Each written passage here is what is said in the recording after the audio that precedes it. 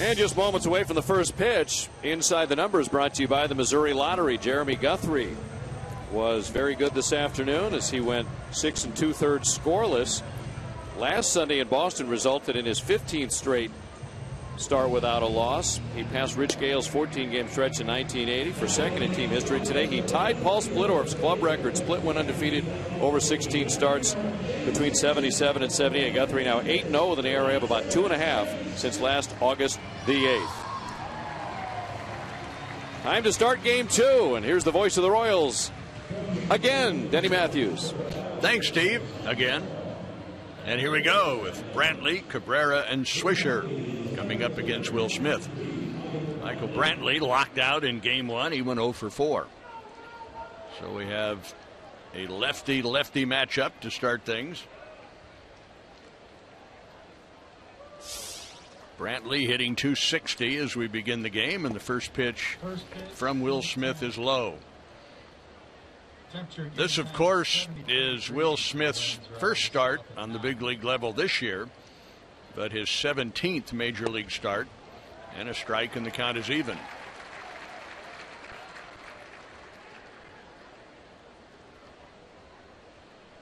One and one the count to Michael Brantley.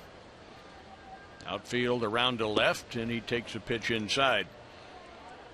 73 degrees at first pitch. Promptly at 7:10. The big difference is the wind. It began to pick up this afternoon, and now it's blowing straight to left at a pretty good clip. Fouled back and out of play by Brantley. And the count is even at 2 balls, 2 strikes. The wind now is 20 to 25 miles an hour and steady. So when the game started this afternoon, it was no factor at all. It is now. 2-2 pitch to Brantley is in too tight. And a full count.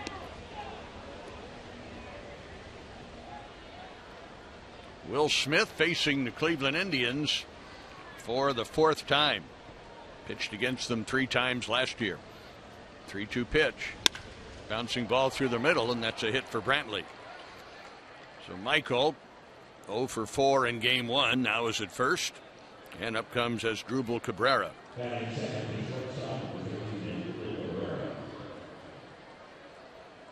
Cabrera this afternoon was hitting in the 3 spot.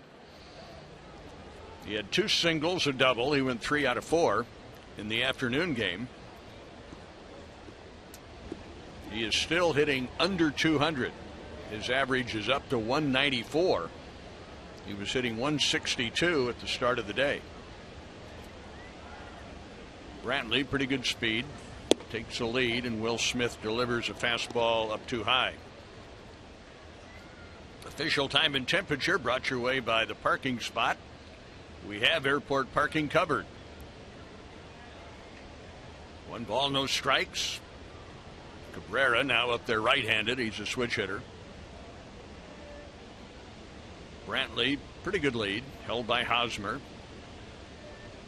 In comes a pitch, chased and missed. That pitch was down and away from him. And 1 ball, 1 strike.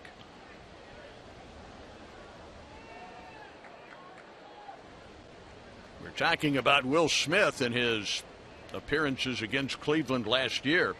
He got his first big league victory. That was on the 29th of May in Cleveland against the Indians.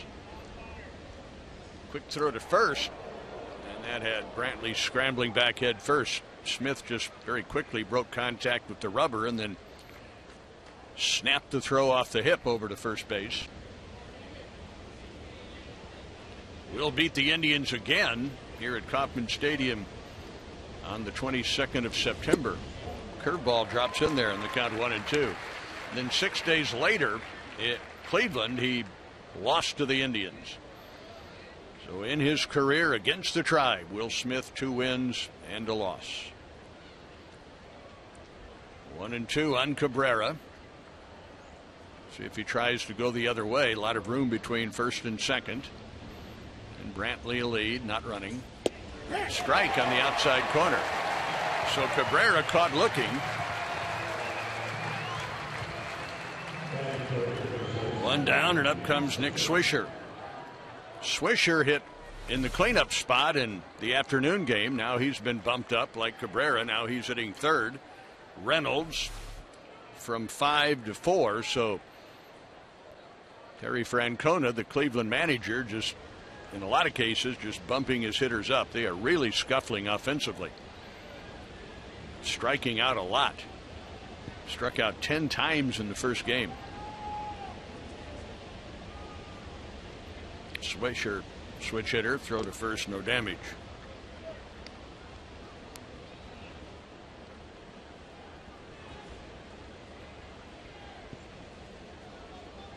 Nick was 0 for 3 with a walk this afternoon. Fastball is on the outside corner for a strike. Smith was Omaha's opening day starter. 4 appearances in AAA. He was 2-1 with a 2.4 ERA. So Will Smith was very effective in AAA. Ground ball to third and booted by Moustakas, and it rolls into left field. So Brantley to second. Swisher will be at first base with 1 out. And Mark Reynolds coming up. An error on Moustakas.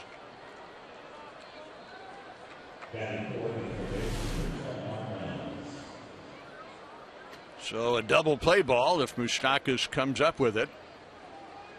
He did not.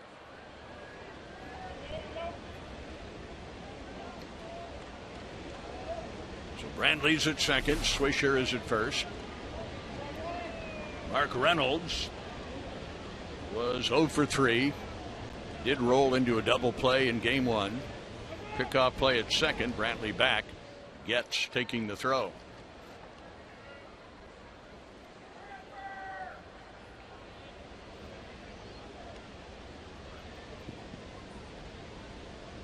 Reynolds with very good power does not need a lot of help from the elements. We talked about that wind is blowing very strong toward left. Breaking ball in there, strike 1.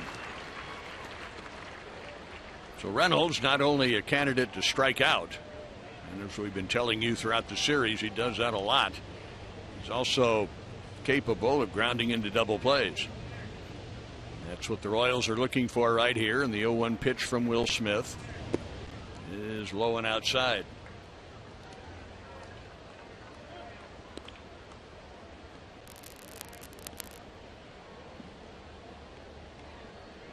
One ball, 1 strike, 1 out. Runners first and second. Brantley a leadoff single.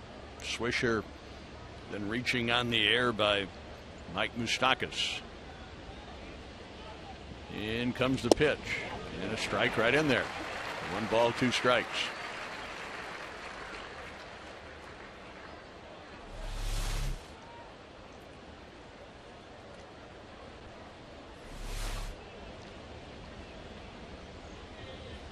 Carlos Santana will be next. The 1-2 pitch from Smith after looking back at second. Lined into left field, a hanging breaking ball, and the bases will be loaded as Brantley stops at third.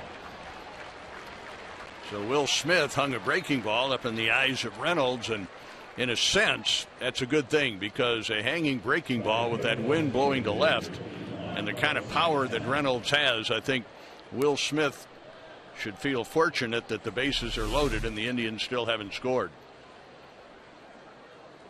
And now Carlos Santana, who missed a home run in game 1 by a matter of 2 or 3 inches. But he too is a double play candidate.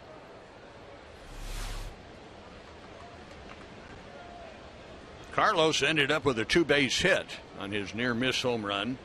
From that point on, 2 strikeouts and a single. Up there right-handed. And the first pitch just off the outside corner, ball 1.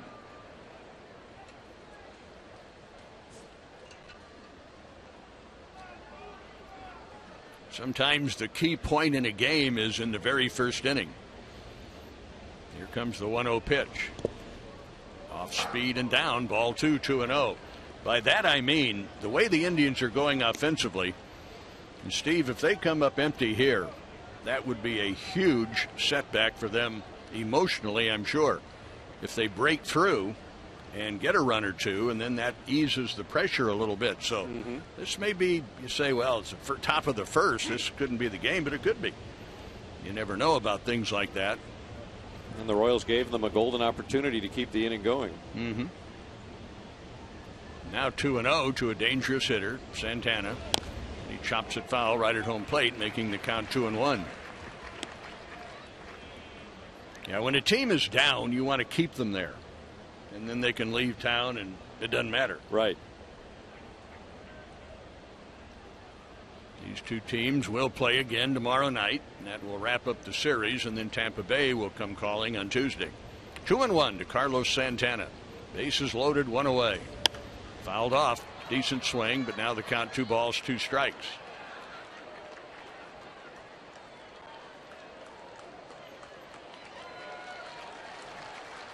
Mike Aviles, who at one time played for the Royals, waiting on deck. He did not play in the afternoon game. Brantley's at third. Swisher is at second. Mark Reynolds is at first. 2-2 on Carlos Santana.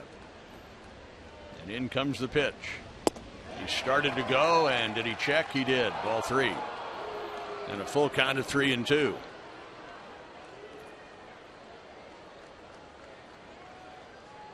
So now this becomes a big pitch. Talk about the impact that this first half inning of the game might have on the eventual outcome. This is a big pitch right here. 3-2 with the bases loaded, 1 out. Ground ball into center field for a hit. 1 run is in, and stopping at third base will be Swisher, and the throw comes home. And it's 1-0 in favor of Cleveland. So Santana hits it hard through the middle. Brantley's hit was also up the middle into center field. So the Indians with 1, and now Mike Aviles. Mike with 9 hits for the year, batting .250. He has a home run, 6 runs batted in.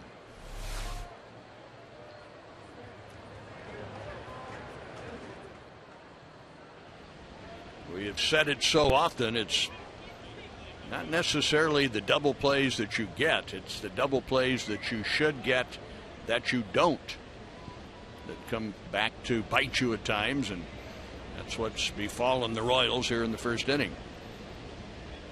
Smith can still get out of this, having yielded just 1. Aviles takes away outside, ball 1.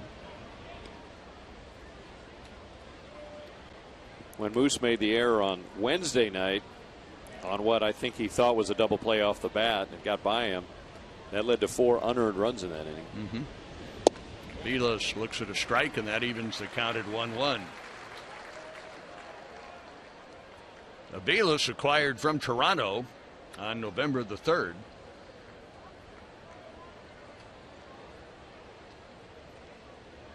You might remember he holds the bat high, wiggles it back and forth, and hits the one off the end of the bat to Getz. Cut off by Hosmer, who goes to second for the force out. So Hosmer ranging to his right, able to pick off the ground ball. Meanwhile, Swisher scores. 2-0 Cleveland. A run batted in for Aviles. He was just trying to punch that pitch into right field, hit it off the end of the bat, and didn't have enough on it to get it to the outfield.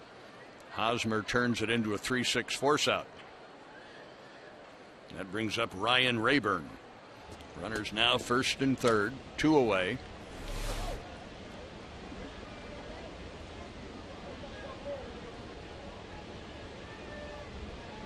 Right-handed batter Rayburn.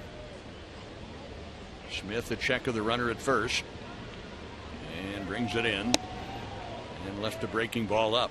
1 ball, no strikes.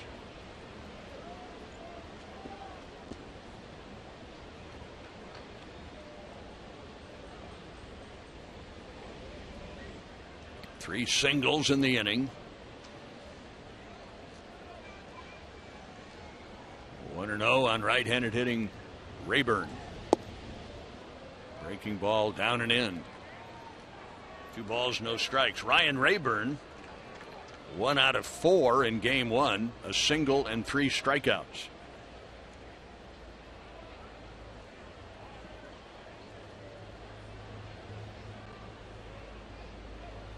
Reynolds at third, Aviles at first. In comes the pitch. Ground ball, Moustakas. Short hops, sets, throws, and out at first. So out of all that, the Indians get 2. The end of a half inning. Cleveland 2, Royals coming up.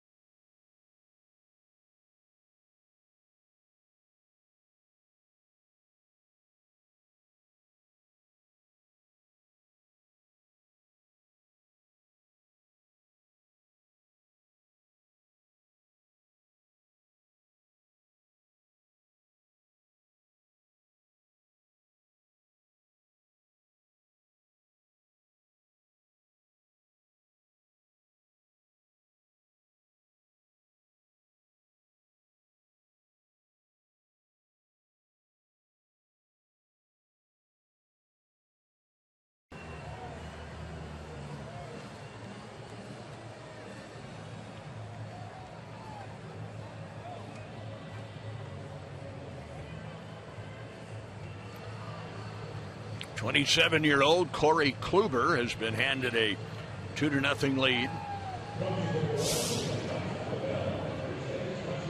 Corey 6'4", 215. He is 1-0. This would be his first start of the year and his 3rd appearance. It's the 13th start and the 18th appearance of his major league career. Last outing was last Saturday in relief. 4 scoreless innings in the Indians' 19-6 victory in Houston. Corey Kluber, K-L-U-B-E-R. Alex Gordon first up. And Kluber's first pitch is a fastball a little bit high. Alex Gordon with a walk, a single, and a 2-run home run in Game 1. He finished 2 out of 4. Started to go after a high fastball and checked in time. Escobar to follow Gordon, and then Billy Butler.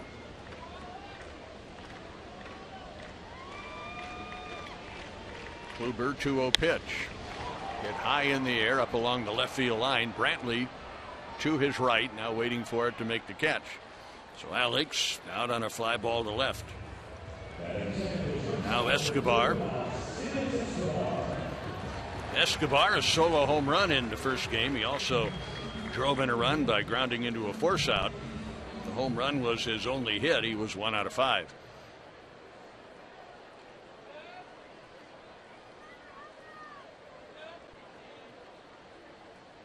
Kluber opened the season at AAA Columbus. Made a couple of starts there. Fastball is high, ball 1. Then he came up to the Indians for just 2 days, April 10th and 11th. Back to the minor leagues and then back up again on April 17th. A little bit like Will Smith's travels. There's a pitch up too high. Will Smith, Steve, was in the minor leagues and called up to Boston last weekend for a day-night doubleheader when you can add a 26th player to your roster. Poor Will Smith. Here's a 2-0 pitch to Escobar, and it's right in there, 2-1. I think he had to make about 8 plane changes to get from where he started to Beantown, and then of course didn't pitch, and back he went. And I hope he got back to where he was going a little easier than it. It was an adventure. Yeah. Oh boy. 2-1 pitch. Escobar was tempted but laid off, and a tie ball 3-1. And Kluber with a lot of pitches up here in the first inning. Of course, the other side of that is every player in Omaha would gladly go through 20 hours of travel to get to the big leagues, but sure. it was a lot that he went through. 3-1 pitch is a strike and a full count. This time much easier though, because Omaha was home and the Royals are home, so all he had to do was drive down I-29.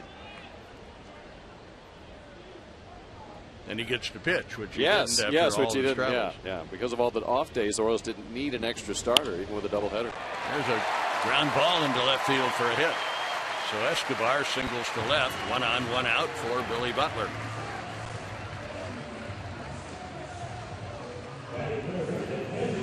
Billy Butler in game 1, 0 for 4 with a walk and a run scored.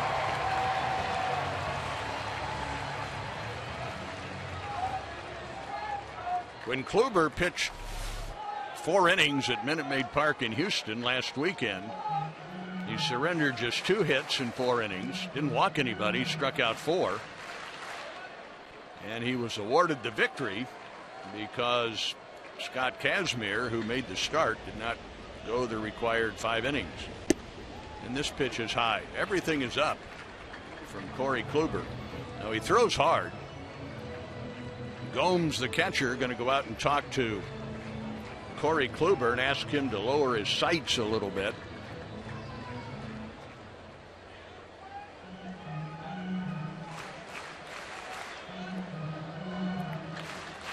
High fastballs that are in the strike zone are not the pitcher's friend. Now, if you're ahead in the count and you throw a fastball up and out of the strike zone, then it's very difficult for the hitter. Butler takes a little bit low, 2-0. Gary Darling is the plate umpire.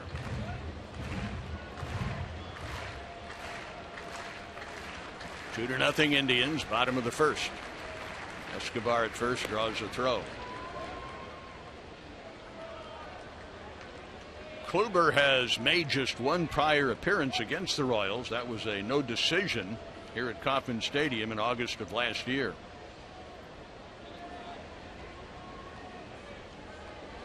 There's a high fly ball left center. Brantley to his left and makes the play. So Escobar back to first. Butler out on a fly ball to left center, and now Eric Hosmer.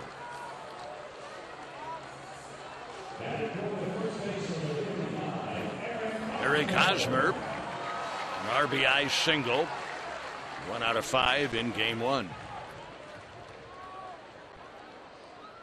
Well, Corey Kluber, when he appeared against the Royals here last August, did not fare very well at all. 4 1/3 innings, gave up 9 hits and 6 runs.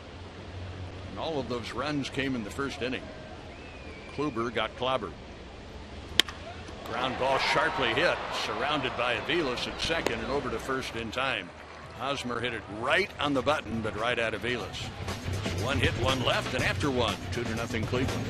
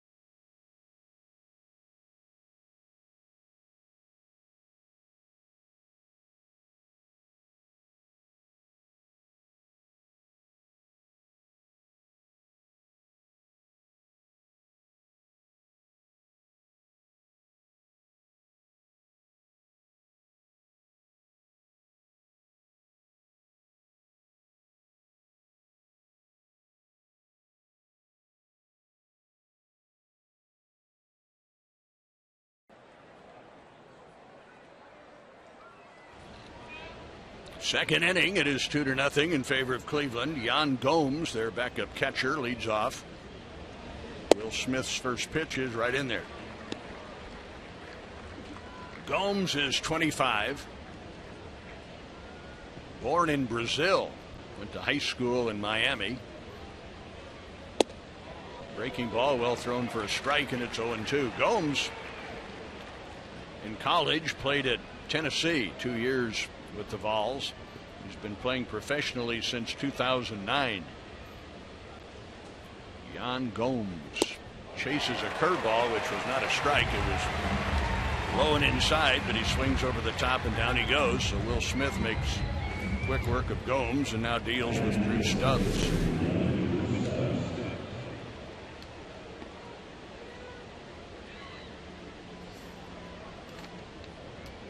Drew Stubbs 0 for 4 in game 1 with 1 strikeout. Hit the ball on the ground 3 times and then struck out in his last at bat. First pitch is grounded to short. Escobar to his left, and big hop near second. Throws just in time. Stubbs is very fast, but he is out number 2, and up comes Michael Brantley. He started the game with a single to center and scored the Indians' first run.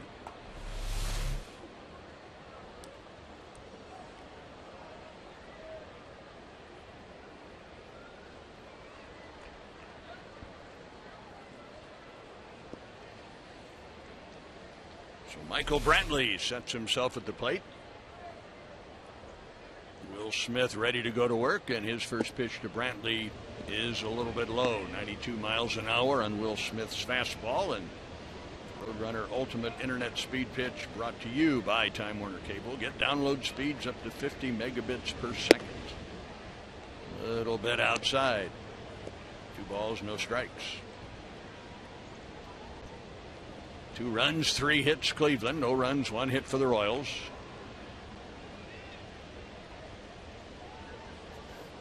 Pitch to the left-handed batters, way low and outside. 3-0.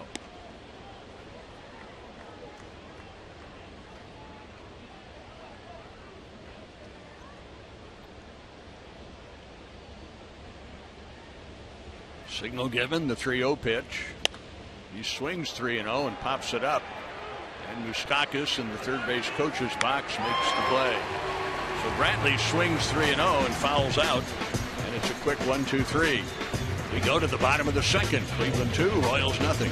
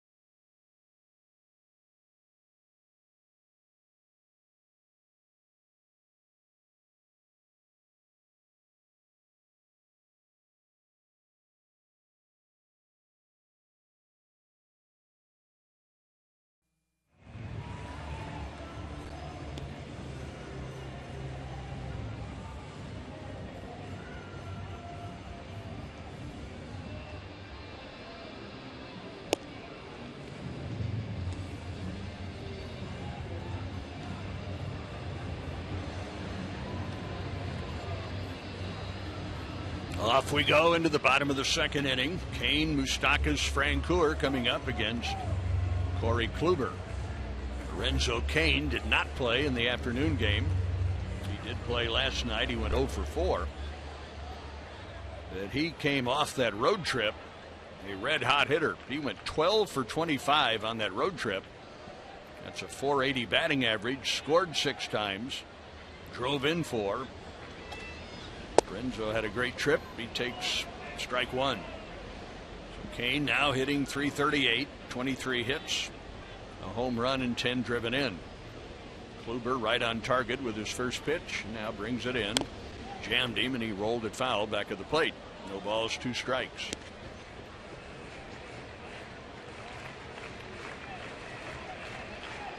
The final game of this series tomorrow night. Wade Davis for the Royals. He's 2-2.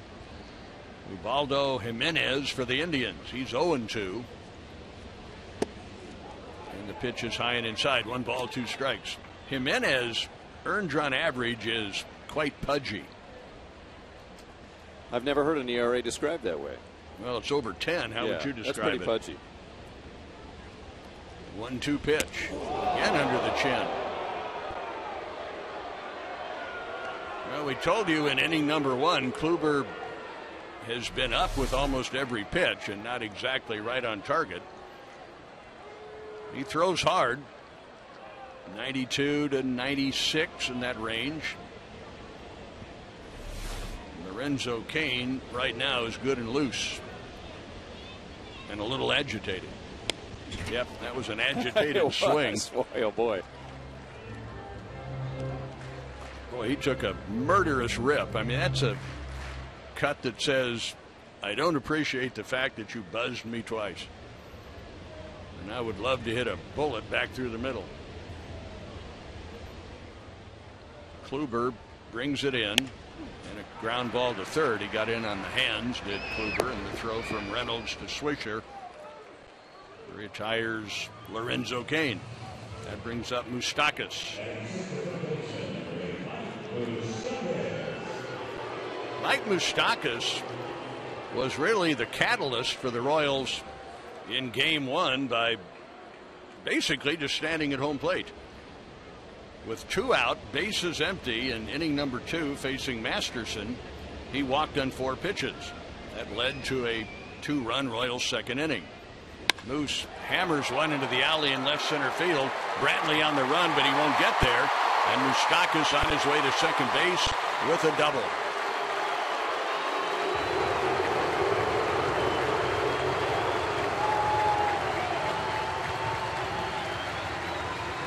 Moose goes to the opposite field and doubles to the alley in left center. Moustakas, after drawing that 4-pitch walk in inning number 2, did exactly the same thing with the bases empty, 2 out in the 4th inning. And Francoeur with an infield single. Dyson then singled to drive Moustakas home. So Moose drawing those 2 walks, and it only took 8 pitches in the 2 plate appearances. And that got the Royals rolling to their 9-0 win. Here is Francoeur. And he takes a little bit outside, ball 1. And Denny, these Royals fans are very loyal fans who followed this team very closely. And you heard the Moose calls when he doubled. These fans know that he's been struggling of late. A lot of fans actually came to their feet to applaud that double, to say, we're with you. And he really hammered that ball. A little bit outside. 2 balls, no strikes.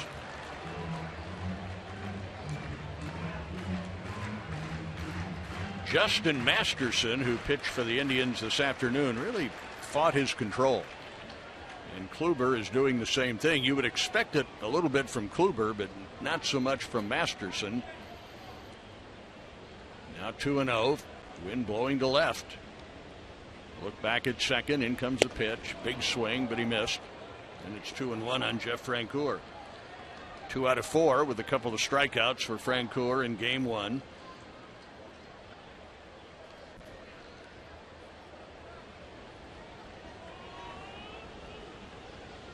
Two balls, 1 strike. 1 on, 1 out. 2-0 Cleveland. Corey Kluber's next pitch. Another big swing, but no contact. And 2 balls, 2 strikes.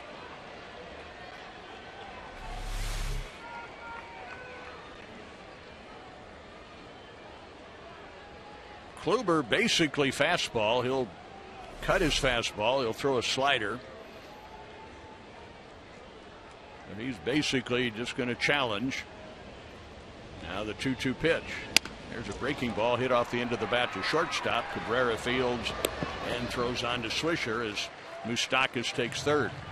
So runner at third, 2 out. Up comes the Royals' backup catcher, George Kataris. Kataris 1 out of 4 with a home run and 2 RBIs.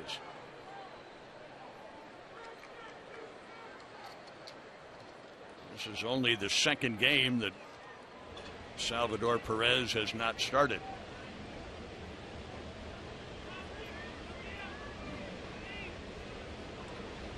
Runner at third, 2 down. Left-handed batter takes a fastball for a strike. 93 miles an hour. George made his first start as a member of the Royals in the second game in Boston last weekend and hit that solo home run in the 5th inning. That home run brought the Royals to within 1 run, 3-2. Ground ball cut off by Aviles to his left to throw out Kataris and end the inning. So the Royals don't take advantage of Moustakas' 1-out double. We have played 2. It is 2-0 Cleveland.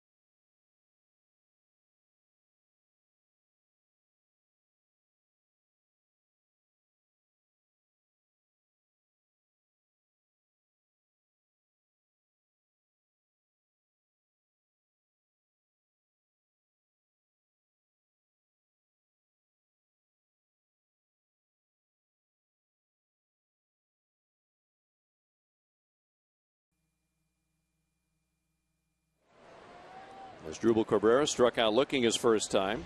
Went 3 for 4 in game 1 today, and so he's hit in 6 straight now. And he shows bunt, takes a breaking ball a little bit high. Cabrera at the moment hitting a .192. And there's a little soft liner into center for a leadoff single.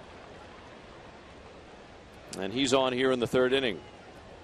Mike Moustakas doubled in the 2nd inning. For every Royals double this season, for every car purchased at Hendrick Buick GMC Cadillac, a donation will be made to the Folds of Honor Foundation, aiding the dependents of fallen or wounded veterans living in the metro area. Here is Nick Swisher. He reached on an error in the 1st inning on what looked off the bat like a double play ball to Mike Moustakas. There was a runner at first, 1 down, and it went between the legs of Moustakas into left field and opened up the inning. Will Smith was able to limit the damage to 2 runs. And here is Swisher for a 2nd time in this game. Switch hitter bats right-handed, takes a breaking ball and misses outside. Swisher has 2 homers as an Indian with his new club, a new 4-year deal he signed this offseason. 8 straight years of at least 20 homers Swisher's always had a high on base percentage. Runner at first, nobody out, and there's a Tapper foul. Folks, Miller Coors is a proud partner of the Kansas City Royals. Homestand continues tomorrow night here at 7:10 against the Indians. Another beautiful day expected tomorrow, and then the Tampa Bay Rays come in for 3 beginning Tuesday night. Tuesday night, Wednesday night, Thursday is school day at the K out here at 1:10. 1-1. Smith from the belt delivers. Swing and a fly ball into shallow right. Francoeur comes in a couple of steps. Now he drifts back and he'll make the catch, and that's the first out here in the 3rd inning. So Swisher still does not have a hit yet today. He was 0 for 3 with a walk in game 1. He reached on an error and scored in the 1st, and now he flies to right. And here's Mark Reynolds, who singled his first time up. Santana and Aviles had the RBIs in that 2-run first for the Tribe. They did not score in game 1. Royals beat them 9-0 last night. They didn't score through the first 8 innings. They scored 2 in the 9th last night in the Royals 3-2 victory. Reynolds, big strong right-handed hitter, takes it outside from Will Smith. 6'5", 250. He really looked like a new man when he came to spring training. Clearly had gotten in incredibly good shape. He was bound and determined to make the next step forward, and he pitched like it throughout spring training. The pitch, breaking ball, catches the outside corner. And he had a fire about him too. He was really fired up this winter to come to camp and force the Royals' hand, and he almost did. And as we've talked about with Ned Yost and with Dayton Moore, had the Royals not made the Tampa Bay trade and the Angels trade, this guy probably would have been in the opening day rotation. There's a pitch in that's fouled straight back. 1-2. He was arguably the Royals' best starter in spring training, and he took that right into the Omaha regular season. Then he mentioned his numbers. 2-1 with a 245. And in 22 innings at Omaha, 31 strikeouts and 6 walks. A 5-to-1 ratio. Tonight, 2 strikeouts, no walks. Here's the 1-2. Just missed down and away. 2-2 on Mark Reynolds, playing third base in this game. Formerly with Arizona and Baltimore.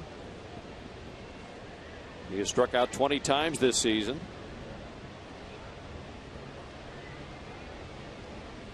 As Asdrubal Cabrera leads from first. 1 out. 2-2 pitch. Swing and a miss at a slow breaking ball. He was way out in front, and that is strikeout number 3 for Will Smith. So make it 21 strikeouts for Mark Reynolds. A strikeout in each of the first 3 innings for Will Smith. As Ned told Ryan before the game, win, lose, or draw in Ned's words. Will be headed back to Omaha when this game is over. And they changed the rules in baseball just last year, the new collective bargaining agreement. It made it a little easier on clubs, that on days of doubleheaders you could bring up a 26th player, usually of course a pitcher. Here's Carlos Santana, who drove in a run with a base hit his first time. Bats right-handed, and he takes a curveball for a strike. And so Will Smith, we've talked about with Denny that last week, a week ago yesterday on Saturday, he had that travel odyssey when he went from Omaha to Chicago to Nashville, back to Chicago, up to Boston. Took about 20 hours, but he got to Boston after midnight. About 2 in the morning, got to his hotel. Runner goes, pitches hit in the air into shallow center. In comes Kane, back goes Getz. It drops for a hit, and going to third was Cabrera. So a little blooper into shallow center. And they're at the corners now with 2 down for Mike Aviles. That's where moving the runner really helped the Indians, because Getz went to cover. If the runner doesn't go, Getz is in normal position, and he goes out into the outfield, probably catches that ball fairly easily. But he was at the bag, covering in case the batter took the pitch. You have to take the throw from the catcher, but he was in no position to go after that little bloop out into center. So moving the runner pays off for the Indians. They have him at the corners for Aviles, who, like any player playing against a former team, a team that traded him away, if it's possible to have extra motivation in a big league game, Mike would have it against the Royals. Great guy. Of course, drafted by the Royals in the 7th round. There's a pitch down in the dirt. Kataris slides to his left to block it. Aviles was drafted by the Royals back in 2003. 10 years ago in the 7th round. Got to the big leagues in 2008. Royals traded him to Boston. And this winter he got traded twice. There's a throw to first, runner back. Runners are Cabrera at third and Santana at first base. As Will Smith tries to keep this a 2-0 Indians lead in the top of the third.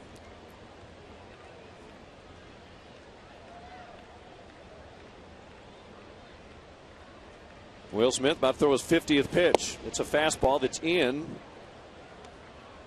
2-0 on Aviles. First, Aviles got traded from Boston to Toronto as part of the deal that brought John Farrell, the Toronto manager, to Boston. Of course, he's now the Red Sox manager. So traded for a manager, and then shortly thereafter, Toronto traded him to the Indians. 2-0 to Mike. Swing and a ball hammered deep to left center field. Gordon going back, looking up, and that ball is out of here. A 3-run homer crushed by Mike Aviles, and the former Royal tags Will Smith for a 3-run homer on a 2-0 pitch, and the Indians lead is 5-0.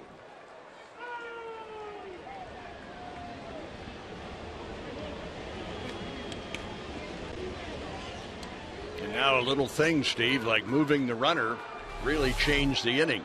Moving the runner has allowed the Indians to score 3. That's a very little, maybe unnoticed thing, but it brought Getz out of position. Thus, the little popper into center fell for a hit. It did. And here's Ryan Rayburn.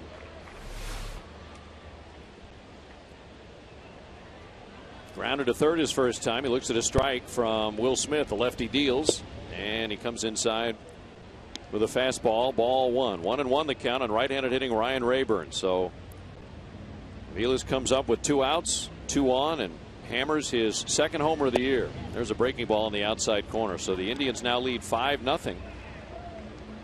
5 runs on 6 hits. No errors. Royals no runs, 2 hits, 1 error. And the 1-2. Breaking ball pulled foul.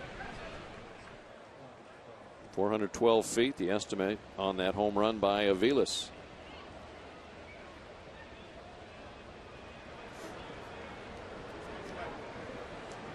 Wheel had to throw 28 pitches in that first inning. He's at 55 now. Here's the 1-2 pitch. Breaking ball is pulled foul up the third base line. So Smith, as we mentioned, got all the way to Boston after that all day, all night travel nightmare. Was there for both games in Boston while the Royals were sweeping the doubleheader. Didn't pitch, and the next morning early flew back to Nashville. 1-2. And he went around. Strike 3. 4 strikeouts now for Will Smith, but he gives up the 3-run homer to Mike Aviles. We go to the bottom of the third, and the Indians lead is 5-0.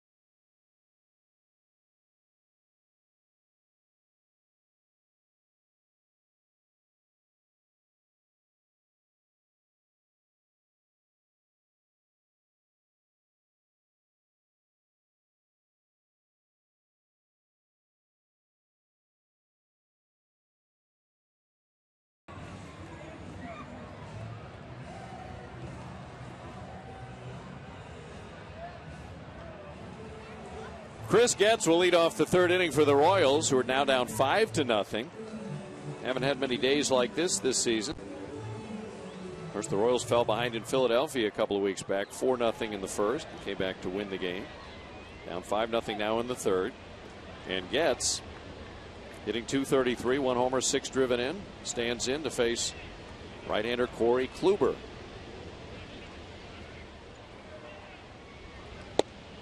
And the first pitch is a called strike to Chris Getz.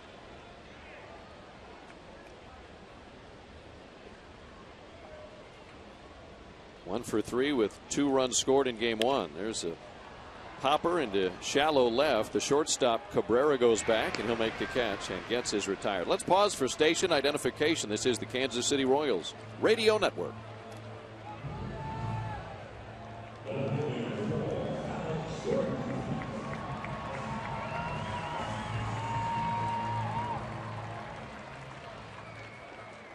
Here is Alex Gordon, who flied to left field his first time up. He's hit in 5 straight games, had a 2-run homer in the first game of this day-night doubleheader. Bottom of the third, 5-6-0 Cleveland, 0-2-1 for the Royals. Here's the pitch, and it's taken a little bit low and inside by Gordon. Ball 1. To finish the thought on Will Smith, talking about his long travel day in Boston, sitting through the day-night doubleheader, going back to Nashville to pitch in that series for the Omaha Storm Chasers last Monday night, called strike. Obviously almost no sleep Saturday night, a little bit of sleep Sunday night. Flies to Nashville and on very little rest goes 6 innings, gives up 1 run on 5 hits, strikes out 8, doesn't walk anybody. They didn't let the unusual travel weekend bother him. There's a ball pulled foul by Gordon.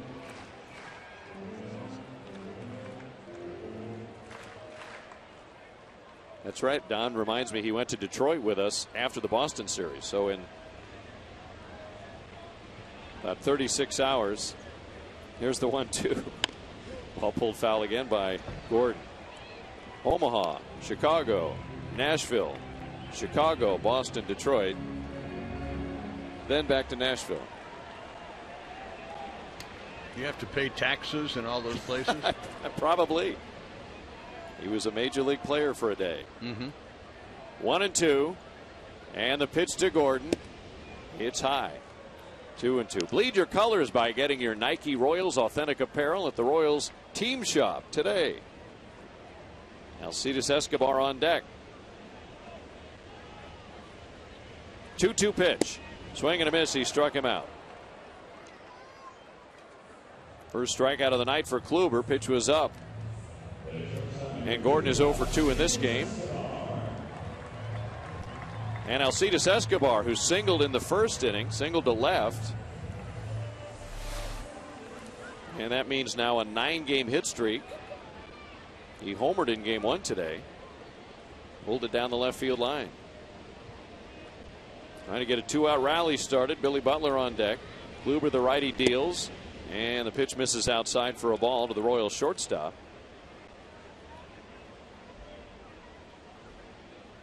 His average after that hit in the first inning is up to .299 at the moment. 1-0.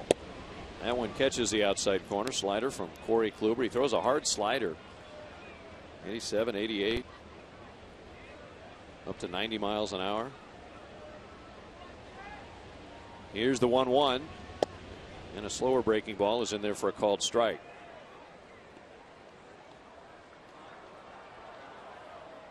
Royals have won 5 of their last 6 games. A run differential 16 in those 6 games.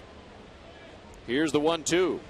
Swing and a liner by the diving second baseman Aviles into right field for a base hit. So Escobar is 2 for 2, and he continues to hit to all fields. Singles to left in the first, singles to right in the third. And that'll bring Billy Butler to the plate. Billy flying out to the left fielder Brantley in the first inning. Billy went 0 for 4 in game 1 with a walk. It snapped a 5-game streak for him. So Billy at the moment hitting .242. We know that will not last.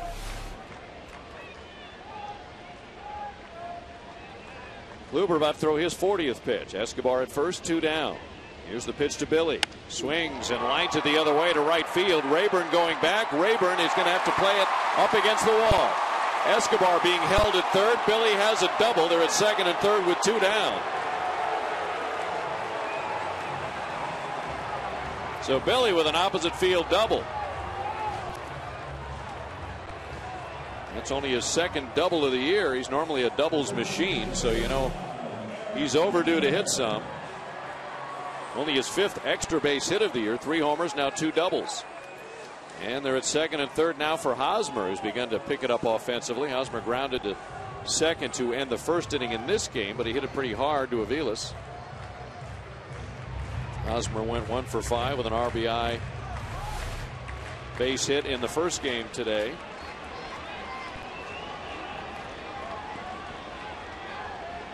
He's been going opposite field a lot more of late. Second and third, 2 down. Bottom of the third, Royals trying to get on the board, down 5-0. Kluber from the belt. Delivers. Fastball high to Hosmer. Hosmer has not yet homered this year.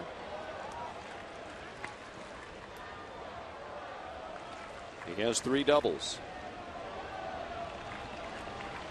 He has a home run against Kluber in his past, and a big swing and a foul tip.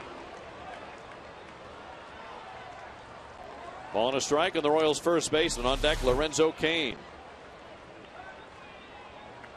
Royals trying to keep the good times rolling, having to come from behind tonight. Escobar singled with 2 outs. Butler then doubled him to third. Royals did some 2-out rallying in game 1 today. Here's the 1-1.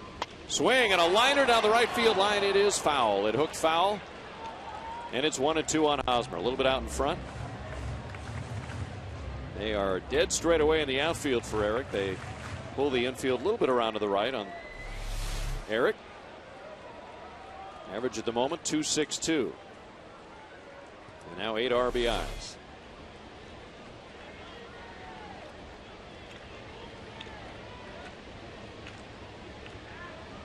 Kluber comes set.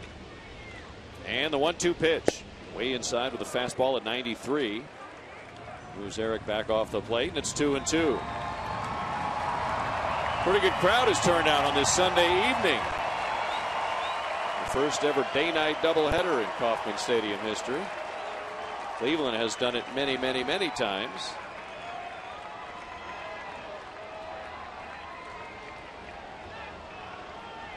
Now the 2-2 to Eric. Swing and a miss. He struck him out. So 2 strikeouts now for Kluber. He pitches out of trouble. We go to the 4th inning with Cleveland leading at 5-0.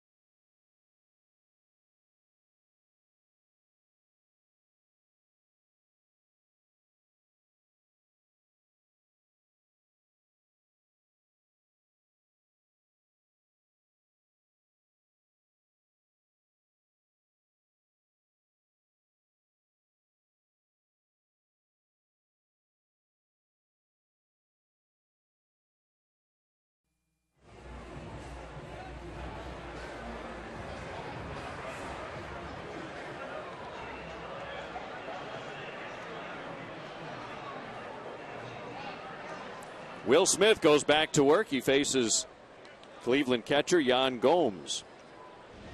Right-handed hitter, struck out swinging his first time, just called up from AAA today, and there's a pitch that bounces away from the catcher Kataris for ball one. Yan Gomes, Drew Stubbs, Michael Brantley, the 8, 9, and 1 hitters.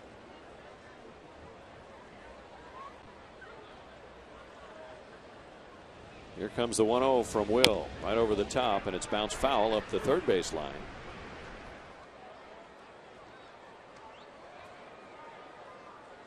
Indians are hopeful that perhaps Yan Gomes is their everyday catcher of the future.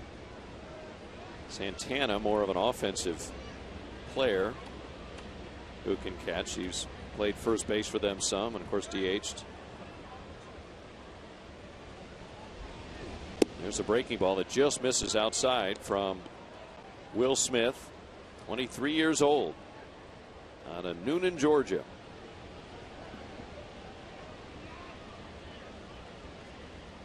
Two one. Swing and a fly ball hit the other way to right center. Francoeur going back. Francoeur still going, and he will not be able to make the catch. In and out of his glove, and now Gomes is going to round second, go all the way to third, sliding in feet first. The throw gets past Moustakas, hits the netting in front of the dugout suite down there to keep the ball in play, and so it's a triple for Yan Gomes. As Francoeur got to the ball, he was just about to the fence, and it was in those lights out there. But he was in and out of his glove. And so their catcher's now at third base with nobody out, and that will bring up Drew Stubbs, their center fielder, their number 9 hitter for the second straight game. Stubbs was 0 for 4 in the first game. And the Royals down 5-0 bring the infield in. They bring the infield in halfway. Outfield straightaway for this right-handed hitter. And Stubbs takes a curve a little bit low, ball one. Stubbs, the former Cincinnati Red, the former Texas Longhorn.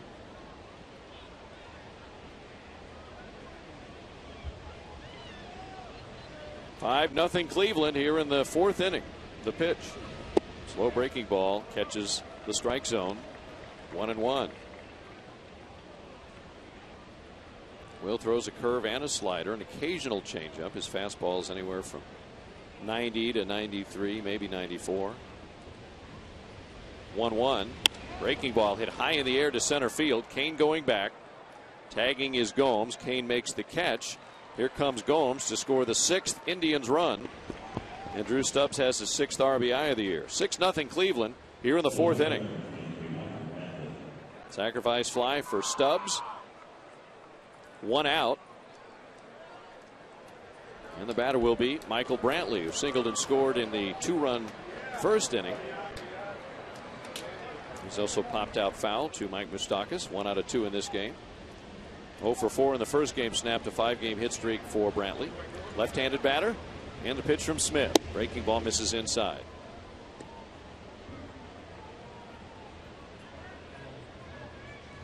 Bruce Chen has begun warming in the Royals bullpen. Here's the 1-0.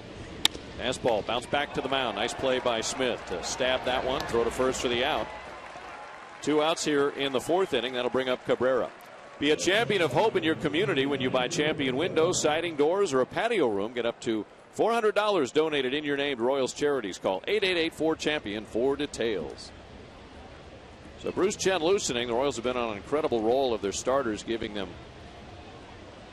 lots of innings, including Guthrie, who went 6 2/3 this afternoon. Cabrera bats right-handed, takes a curve low. With that 6 2/3 in the 9-0 win this afternoon, that's now 17 of 21 games in which the starter's gone at least 6. That's almost unheard of in this day and age. There's a called strike.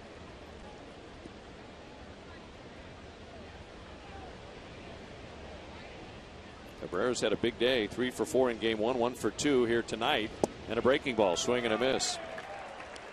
1-2.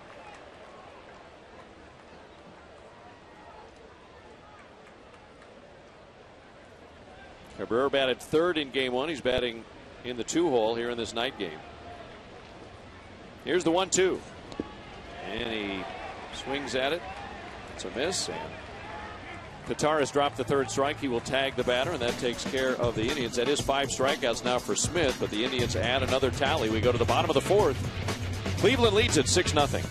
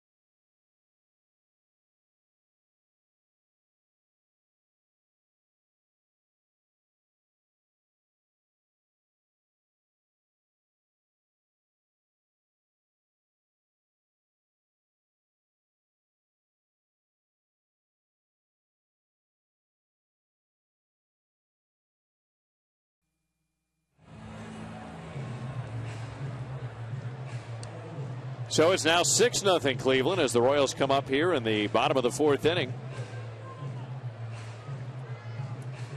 Lorenzo Cain, who was so hot for a while, he's cooled off a little bit at the plate, and he will come up and try to get things started here in the 4th. 6-0 Cleveland. They've out hit the Royals 7-4. Royals have committed the game's only error.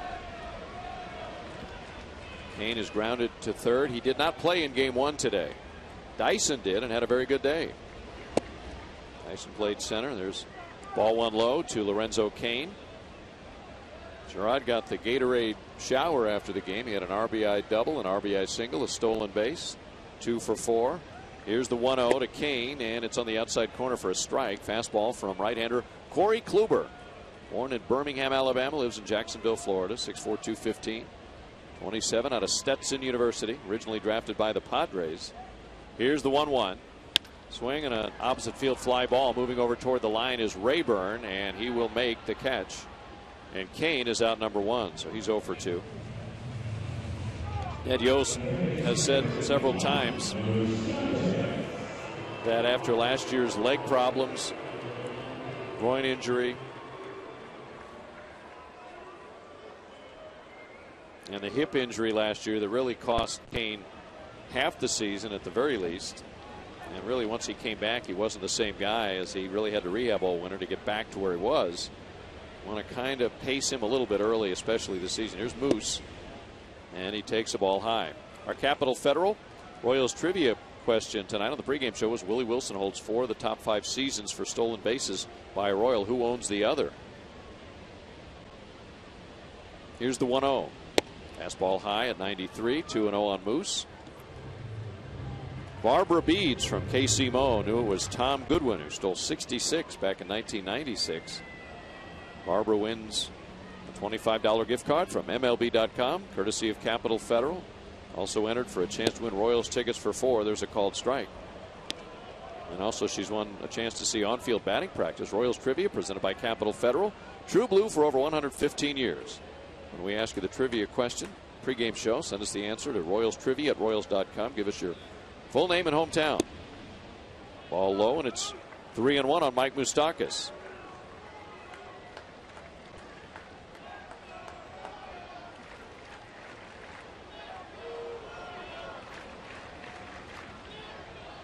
He doubled back in the second inning. The pitch.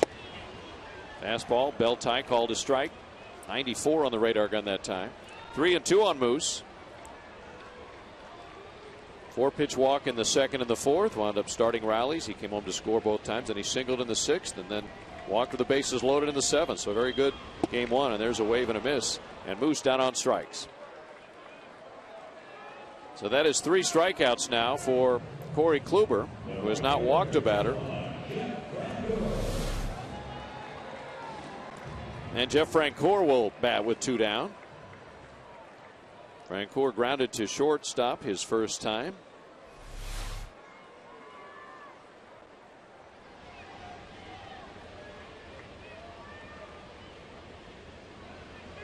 On deck is George Kataris.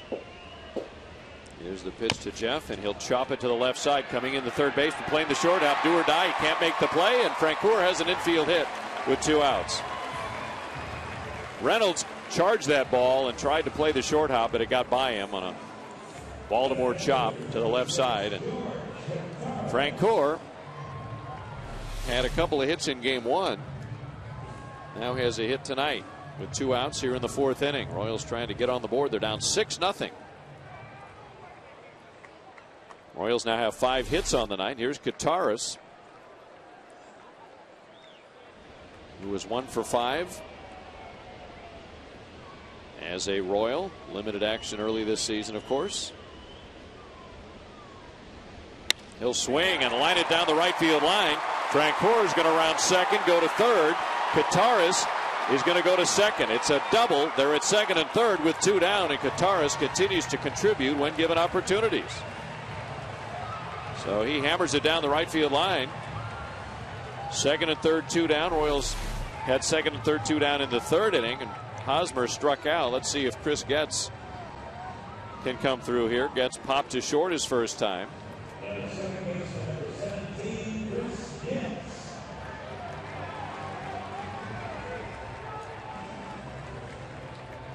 Getz trying to get out of his skid. He's been in. Had just 2 hits on that road trip, including the home run in Atlanta.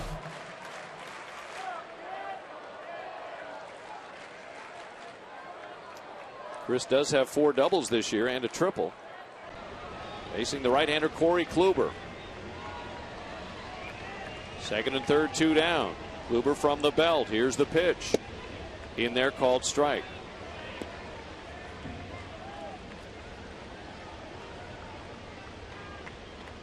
One for 3 with a walk and a run scored in game 1. 0-1 on the Royals' second baseman. Here's the pitch from Kluber. Fastball a little bit high. 1-1. If Getz can reach base, Gordon would bat next. Gordon, who leads the league in hitting with runners in scoring position. 1-1 on Chris Getz here in the home 4th. From the belt, Kluber delivers. A little bit low. 2-1.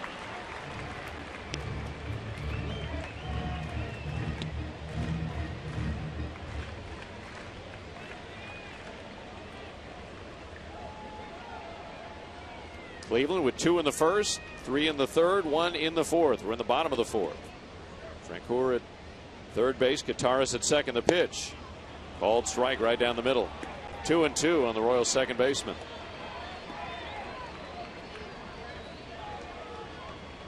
Wind continues to blow out toward left field, as it has throughout this second game of the doubleheader.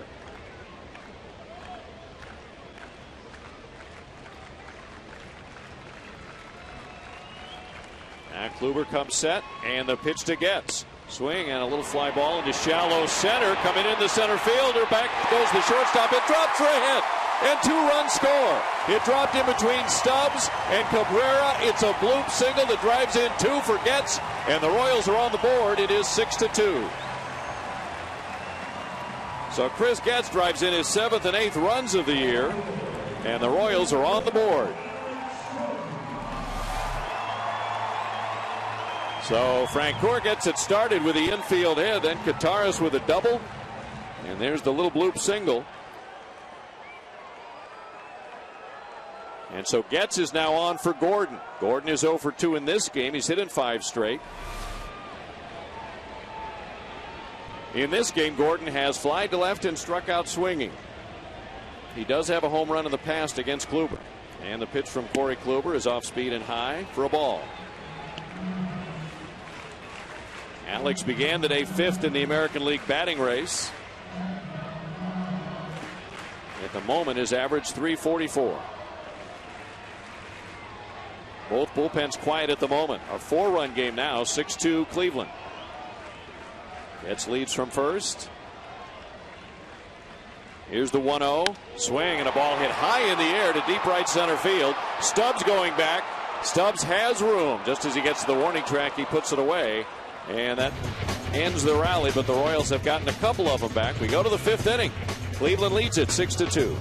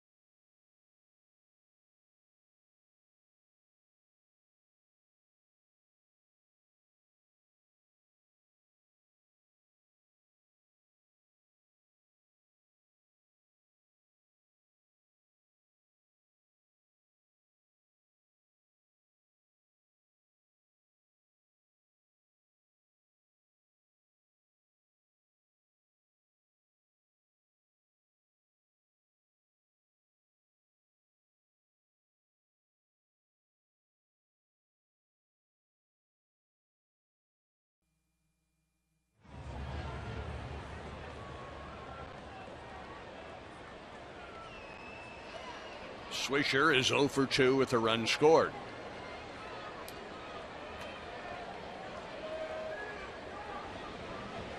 Nick up there right-handed against the lefty Will Smith. Wind still blowing very strongly toward left.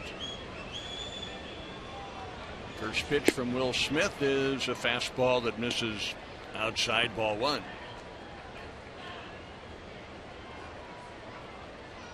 Bruce Chen back to work in the Royals bullpen. Breaking ball strike, and the count is even 1-1.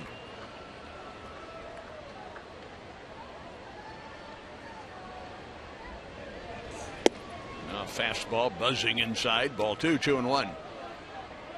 7 hits, 6 runs Cleveland, 7 hits, 2 runs for the Royals. Royals have left 5, Cleveland 2. There's a strike, and the count is even at 2-2. Mentioned in game 1, Swisher is a very disciplined hitter. He'll typically see quite a few pitches in every at bat. Now he's up there with a count 2 balls, 2 strikes, leading off here in the 5th.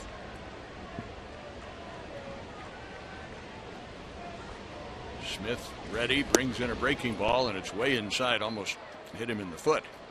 And a full count of 3-2.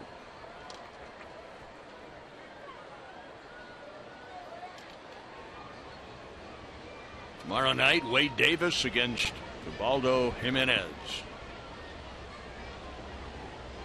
3-2 pitch. Breaking ball swung on, and he just barely nicked it foul. So Swisher still up there. Count remains 3-2. Nobody on, nobody out.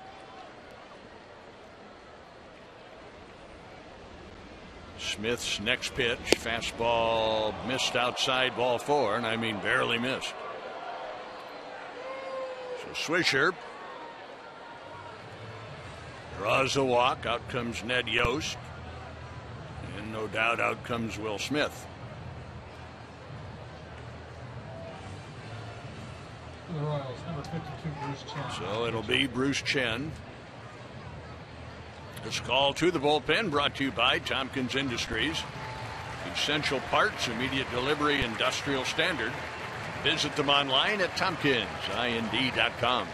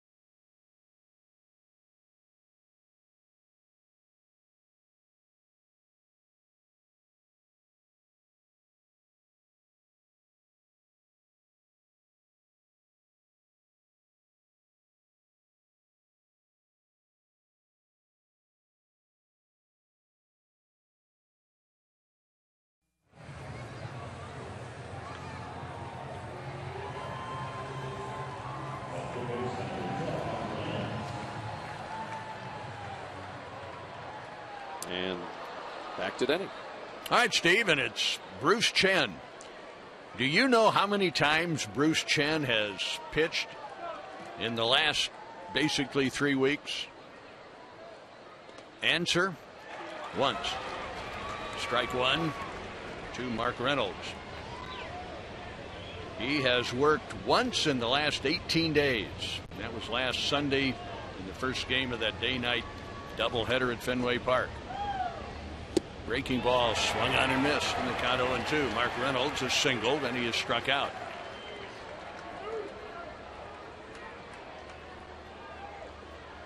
Six to 2 Cleveland. Indians batting top of the 5th. 0-2 on the right-handed hitting Reynolds. Slow curveball just off the corner. 1 ball, 2 strikes. Carlos Santana will be next. Nick Swisher drew a leadoff walk. That ended the night for Will Smith. 1-2 pitch on the way. Fastball got under it, a high pop foul. This one coming back into the seats and out of play.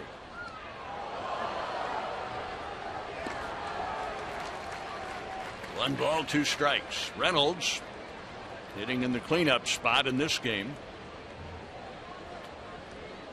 The big blow so far was the 3-run home run by Mike Aviles. That came in the 3rd inning. The Indians got 2 in the 1st. Then the 3-run home run in the 3rd, added 1 in the 4th.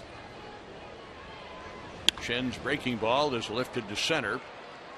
And Lorenzo Cain fading back to make the play. And that is out number 1.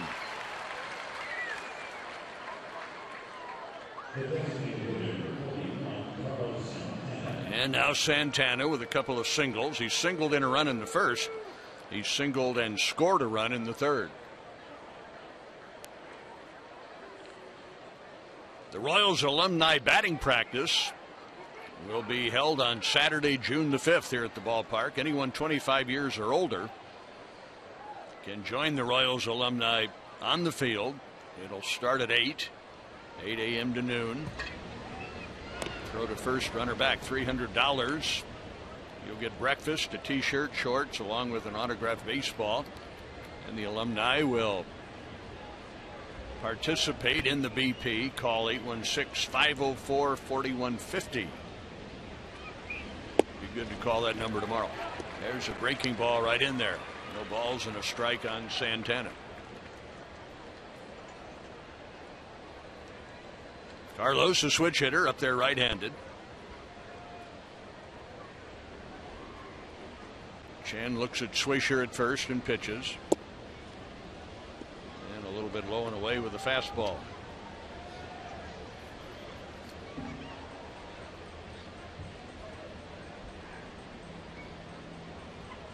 Carlos Santana, 3 out of 8 with a double against Bruce Chen.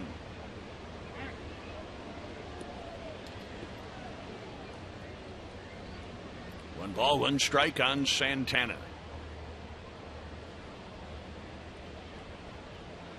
Bruce set at the letters and pitches. Popped him up. Out into short right center. Out goes Chris Getz. The call, the catch. And 2 down.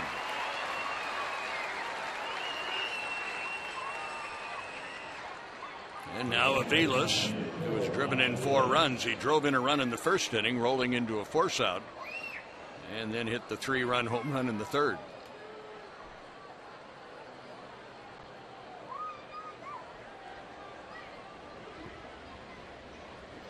Six to 2 Cleveland, 5th inning. Royals won the afternoon portion. Squibbed off the end of the bat to Hosmer. Not a spin. He just kind of knocks it down and steps on first, and that's that. So Chen works around Will Smith's base on balls. We go to the bottom of the 5th. 6 to 2 Cleveland.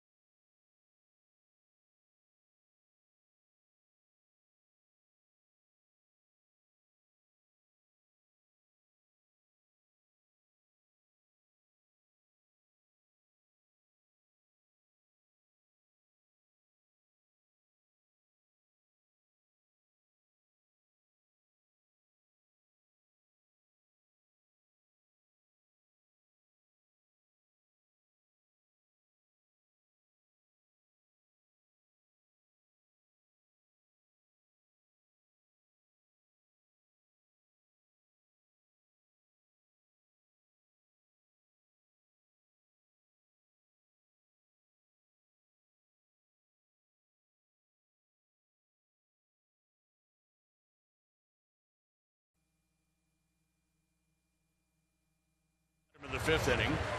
Escobar, Butler, and Hosmer coming up. Escobar has 2 singles off Corey Kluber. Now Cleveland leads by 4, but I must say that Corey Kluber is not exactly dominating. The Royals have had at least 1 runner in every single inning thus far. So we'll see how it goes here in the 5th. Right-hander brings it in, throws a very nice breaking ball for a strike. Yeah, Indians up by 4. You don't get the impression the game is over, though, by any stretch. No.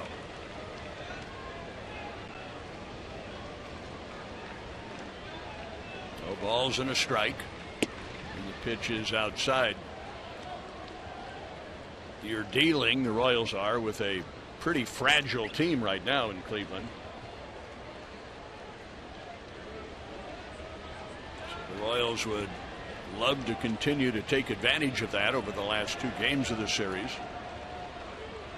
1-1 pitch. Escobar was tempted, started to go, and went around, according to the first base umpire, Paul Emmel. 1 ball, 2 strikes.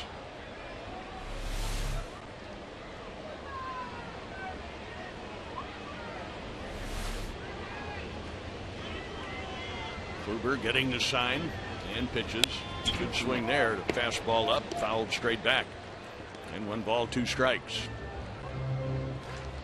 Putting that swing on a fastball with the count the pitcher's way 1-2 would almost demand that this next pitch be something off speed or that hard slider that he is throwing. There's the hard slider, and Escobar stays alive by fighting it off with a funny emergency swing.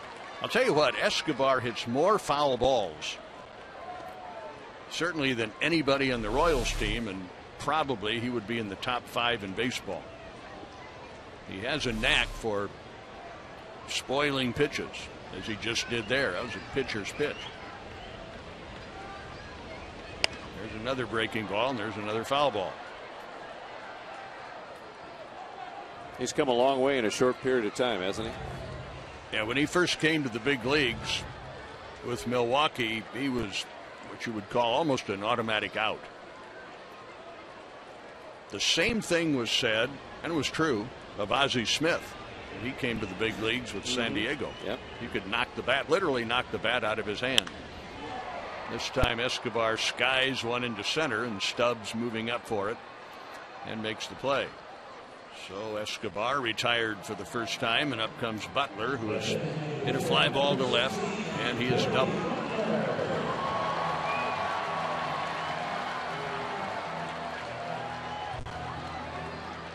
So the question arises when you're talking about a player whose skills are basically defense and maybe speed when he comes to the big leagues, but he's not proficient with the bat. How does he become so? Butler takes a little bit tight, ball 1. Well, very simple. Hard work, period. Hours and hours, cumulative over a period of time, working and working. This breaking ball misses, ball 2, 2-0.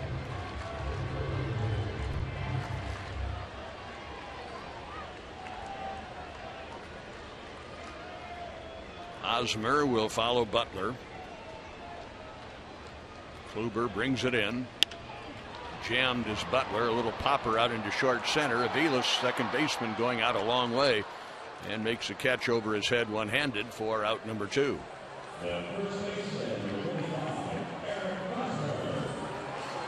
Now Hosmer, he is grounded to second and gone down swinging. People only knew, Steve, how many hours George Brett, for instance, put in once he got to the big leagues to make himself one of the great hitters in baseball history. A lot of people would come to the ballpark and wouldn't even see BP, and George would go 3 out of 4, and they'd leave the ballpark and tell their friends what a great natural hitter. Right. Well, in a sense, yes, but in another sense, not necessarily. Hosmer, good swing, fouls it back, and the count 1 ball, 1 strike. Takes a lot of work to get that production out of someone and to bring that natural ability. Well, great athletes in any sport will work on their weaknesses. Right. What do I not do especially well? Well, it's not fun to work on those things, but you have to. Check swing roller, slowly hit to Aviles at second, quick throw to first, and a diving Hosmer is out for out number 3. And the Royals go quickly and quietly at the end of 5. It is 6-2 Cleveland.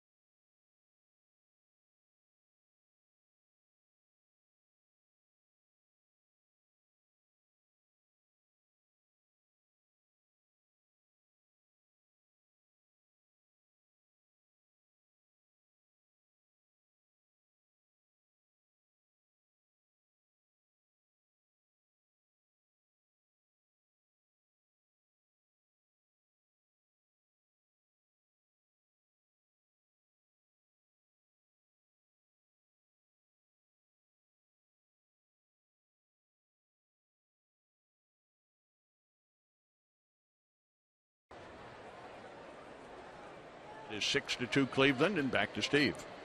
All right, Denny, thank you. And back to Bruce Chen, second pitcher of the night. He recorded 3 outs, facing 3 batters in the 5th inning, and now he starts the 6th against right-handed hitting Ryan Rayburn. Strike 1 called on their right fielder. He played right field. Rayburn did this afternoon and again this evening. Here's the wind in the 0-1 from Bruce. Slow breaking ball is pulled foul, third base side. Folks, Comfort Dental is a proud sponsor of the Royals Rookies program. This promotion gives kids ages 6 through 12 the chance to win tickets, merchandise, and high-five the Royals as they take the field. Parents, you can register your kids in any area Comfort Dental location. Here comes the 0-2 from Bruce. This is outside with the fastball. To find a location near you, visit comfortdental.com. They play Rayburn to pull, this right-hand batter, and the 1-2. And he fouls it straight back. Fastball at 86 for Bruce Chen. Rayburn is grounded out and struck out after a 1-for-4 game 1, which included 3 strikeouts. Rayburn, the catcher Jan Gomes, and then Drew Stubbs, lower third of the Cleveland order, due up here in the 6th inning. 6-2 Cleveland. Wind of the pitch from Bruce Chen. Swing and a miss. He struck him out. That's Bruce's first K of the night.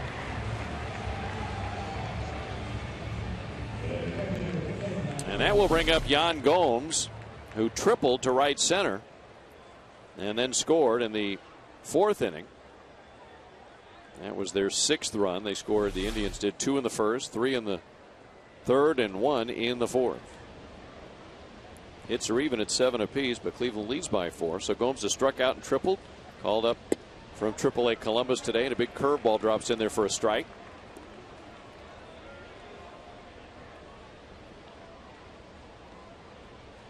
Lou Marson went on the disabled list. The shoulder problem, the 0-1, and it's high. 1-1 the count.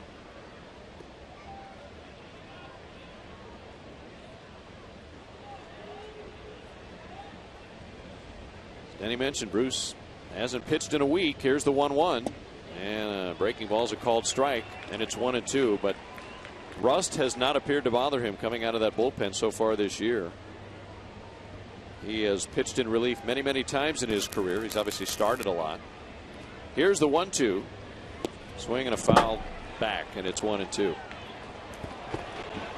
Got away from the catcher on strike 3, and the runner goes down to first base. So it's a strikeout and a pass ball.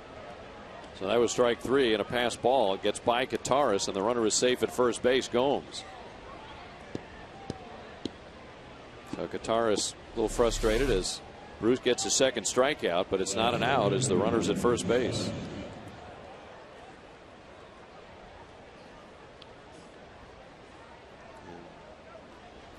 Jan Gomes hustles down to first base, unlike Kipnis last night, who was the last out. And the pass ball has a runner at first base, and Drew Stubbs takes a strike. Right-handed hitter. He's a pull hitter with power. And a lot of strikeouts as well. Here's the pitch from Chen. Swing and a miss. Fastball from Chen at 85. Dropping down from the side that time.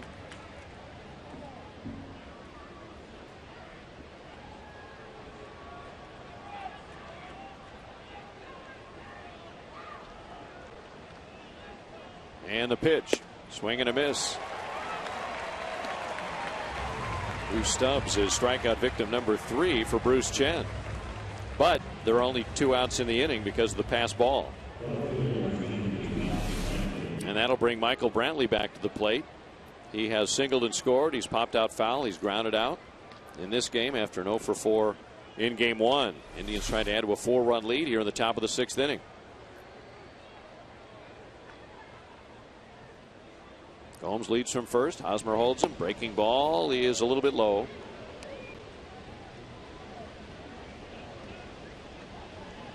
Both bullpens quiet right now. Chen on for a while, it would appear. And the 1-0. Slow breaking ball misses down and away. 2-0 the count now.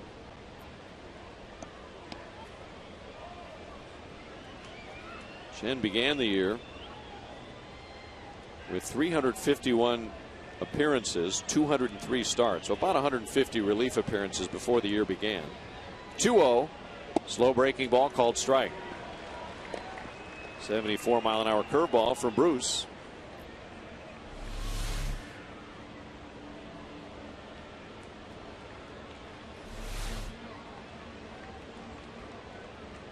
Cleveland trying to gain a split in this day-night doubleheader. Royals won 9-0 this afternoon. The 2-1 in there called strike. 2-2.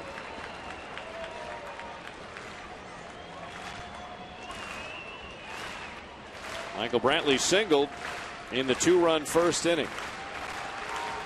Later scored. He's up there with a runner at first, 2 down, 2-2 the count.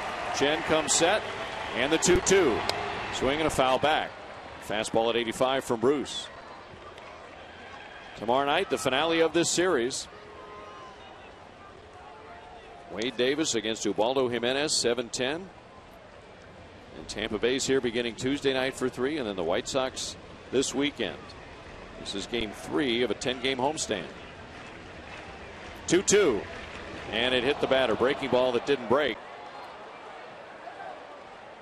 And Brantley takes it on the hip. Going down to second is Gomes. Brantley's at first, and that brings Asdrubal Cabrera to the plate, who with his single in the 3rd inning now has hits in 30 of his last 32 games against the Royals. Switch hitter bats right-handed in this game. 2 strikeouts and a single and a run scored. He went 3 for 4 in game 1. He's hit in 7 straight ball games. Chen trying to keep it a 4-run deficit here in the top of the 6th.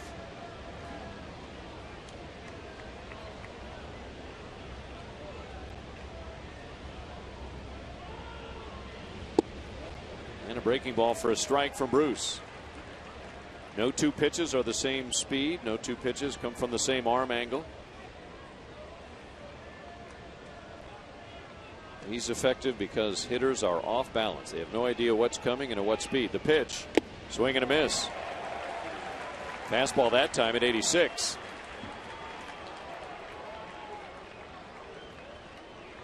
So 0-2 now on Asdrubal Cabrera. Gomes leads from second. Brantley from first. 2 down.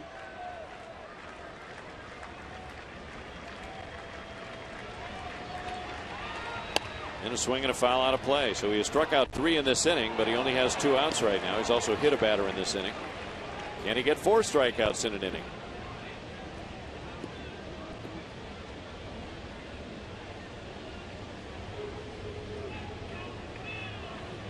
Oh, 2 on Cabrera. Chen leans in for a sign from George Kataris. Comes set. Another 0-2. Inside. Fastball that time at 88.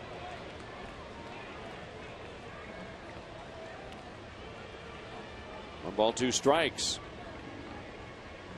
on the Indian shortstop. Now the 1-2 from Bruce. Swing and a foul out of play off to the right. On deck for them is Nick Swisher. Cleveland has led the whole way here in game 2. 2 in the first, 3 in the third, 1 in the fourth.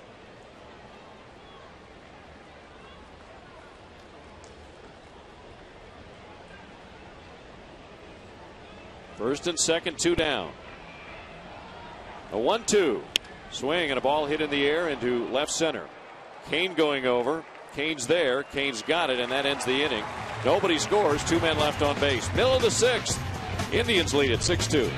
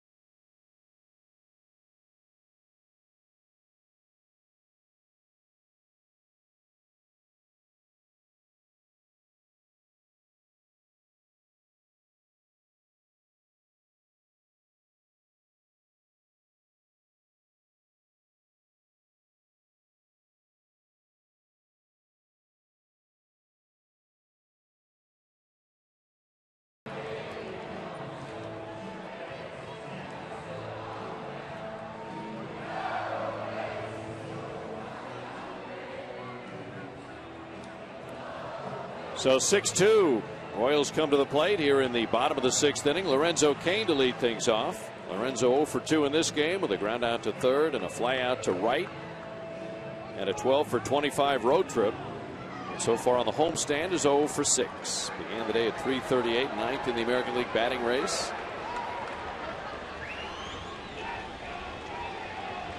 And he faces Corey Kluber. Rich Hill, left-hander, who pitched here last night, is loosening in the pen.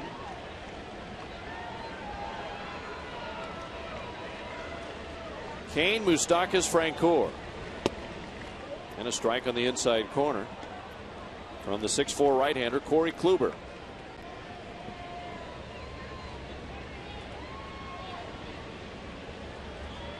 Here's the 0-1 pitch. Swing and a chopper to short. Cabrera to his left, has it. Sidearm flip to first for the out. That's 5 in a row retired by Kluber. Right now, let's pause for station identification. This is the Kansas City Royals Radio Network.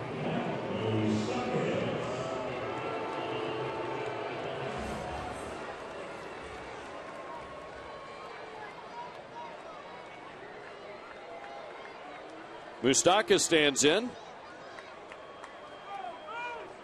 He's doubled in this game and struck out. And he swings and hits it in the air to left field. Brantley barely has to move, and he makes the catch for out number 2. This is our Sonic Slam inning. Our contestant, Jerry Lockhart from Independence, Missouri. If the Royals hit a home run in this inning, Jerry wins $2,200. We haven't had a winner yet this year, folks, but if the Royals hit a grand slam out of the park, Jerry wins $25 grand from Sonic and the Kansas City Royals. Here's Francoeur, who has 1 home run this year. He reached on an infield hit in the 4th inning and came around to score. The Royals scored 2 in the 4th. They were down 6-0. It's now 6-2. And a strike called on Francoeur. Guitarist waiting to hit next. 6 in a row retired by Kluber. He was at 80 pitches. Here's the 0-1. Swing and a miss at the fastball. So Cain grounds out. Moustakas flies out.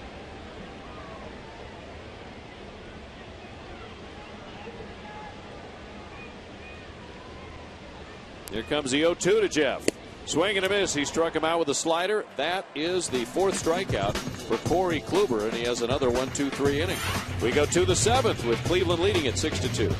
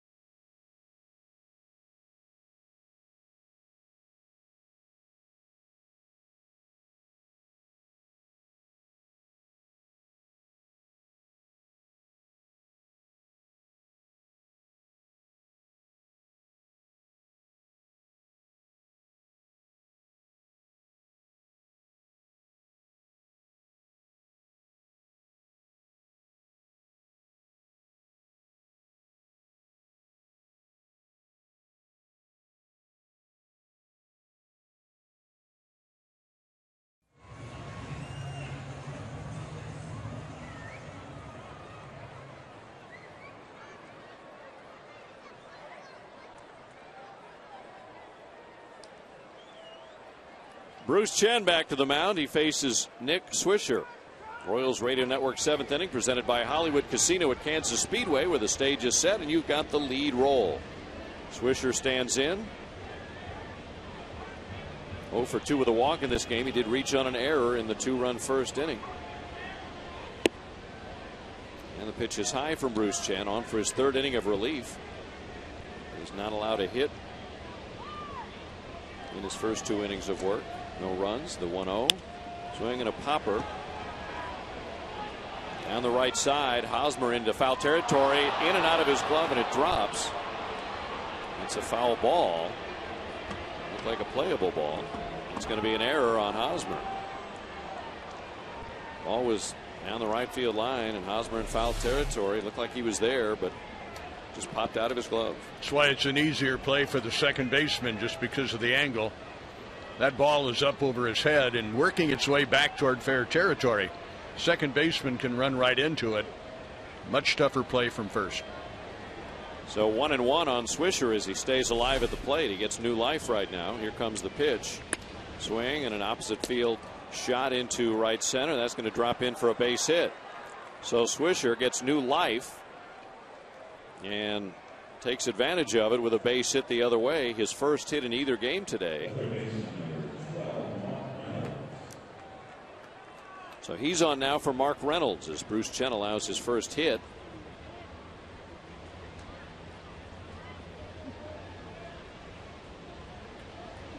Reynolds stands in, having singled, struck out, and fly to center in this game.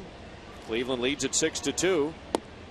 Pitch is down and in. Breaking ball from Bruce Chen for being our Sonic Slam player. Jerry Lockhart from Independence, Missouri receives 2 tickets to a future Royals game and a $10 reloadable My Sonic card. Don't forget to drive into a participating Greater Kansas City and St. Joe Sonic Drive-In. Register for the Sonic Slam inning for your chance to win $25 grand. Breaking ball for a called strike. Ball and a strike on Mark Reynolds, who was slated to be their DH when the year started. Will probably be there a lot once everybody's back and healthy on this team. 1-1. Low. 2-1. Michael Bourne is out with a finger injury due to come off the disabled list this week. With Bourne on the DL, Swisher has been playing a lot more right field than the plan was going in. He was expected to be the first baseman here. There's a foul back and out of play. Swisher actually playing first base in this game here tonight. And Reynolds playing third base here tonight. 2-2 now on Mark Reynolds. Right-handed hitter with 7 home runs. Nick Swisher chatting it up with Hosmer at first base, as he does with everybody. 2-2. Swing and a grounder that's through the hole into left field, a base hit. Wasn't hit very hard, but was to the right spot, and back-to-back singles here in the 7th inning. And Carlos Santana will stand in. He drove in a run with a base hit in the 1st inning, singled and scored in the 3rd inning after a 2-for-4 day this afternoon, a single and a double in game 1. So 2-for-4 in that game, 2-for-3 in this game. Switch hitter bats right-handed against Chen. Will Smith worked into the 5th inning, walked the first batter in the 5th inning, Swisher. So Smith goes 4+ innings, 6 runs, 4 earned, 7 hits, 5 strikeouts, 1 walk, and a home run.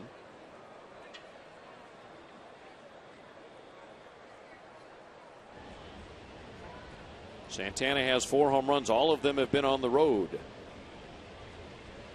Here's the pitch from Chen. Slow breaking ball, called strike. Royals get the bullpen going. With first and second and nobody out here in the top of the 7th inning.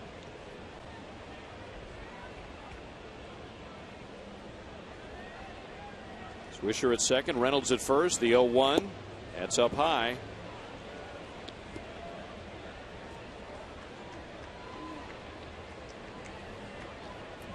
Luke Hochevar and Tim Collins worked in game 1. Collins worked just a 1/3 of an inning.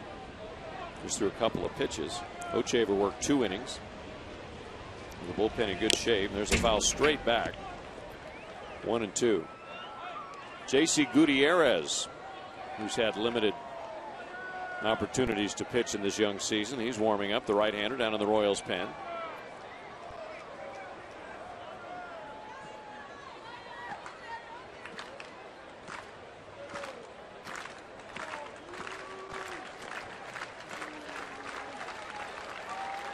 So a rare night in which the starter does not go at least 6 innings. 1-2 right now on Santana. Nobody out here in the Indians' 7th. The pitch. Swing and an opposite field line drive, base hit by Getz into right field. And the bases are loaded with nobody out. And Santana has 3 hits in this game after 2 hits this afternoon.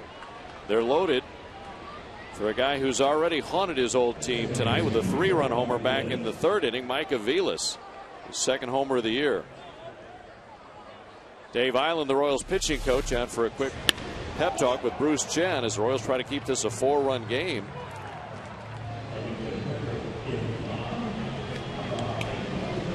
Checking scores of other games brought to you by Hy-Vee. For the freshest product, the friendliest service, and the best value in town, shop Hy-Vee, a proud sponsor of the Kansas City Royals. Only one other game going on this evening. That is the Braves and the Tigers. And the Tigers have broken out for a 5-run lead, a 1-run 6th, a 4-run 7th. Austin Jackson, Omar Infante, Miguel Cabrera have all homered. Jackson and Cabrera both hit 3-run homers in this game. And in the bottom of the 7th, Detroit leads at 8-3 now over Atlanta. And the bases are loaded right here for Aviles. He drove in his 7th, 8th, and 9th runs with a homer in the 3rd. Pitch to Mike, breaking ball, called strike. Limited opportunities, but Aviles came in .364 with runners in scoring position. Swisher at 3rd, Reynolds at 2nd, Santana at 1st. Play Aviles to pull, right-hand batter, and he'll swing and hit it in the air to center. Moving over toward right center now is Kane. He'll make the catch. Swisher tags, and he'll come home and score on the sacrifice fly as Kane makes the catch, and Reynolds goes to 3rd base. So Aviles drives in his 4th run of the day. The sacrifice fly, making it his 5th run of the day as he drove in a run in the 1st inning. So now 5 RBIs for Mike Aviles. And it's 7-2. He drove in 1 in the 2-run 1st inning, then 3 runs with that homer in the 3rd, and now drives in 1 here in the 7th. What a day for Aviles against the team that drafted and developed him, brought him to the big leagues, and traded him away. So they're at the corners now with 1 down for Rayburn, who's 0 for 3 in this game, and he'll swing and miss at the pitch from Bruce Chen. Rayburn has struck out 5 times in all today, 3 times in game 1, twice in this game. Reynolds at 3rd, Santana at 1st. Royals down by 5, 7-2 the pitch. Breaking ball misses outside. 5 RBIs for Aviles is a new career high.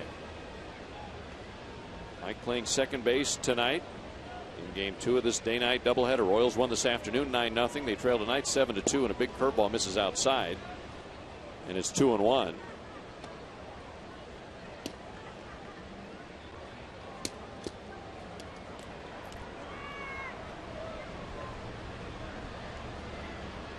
Indians have out-hit the Royals 10-7 here in game 2.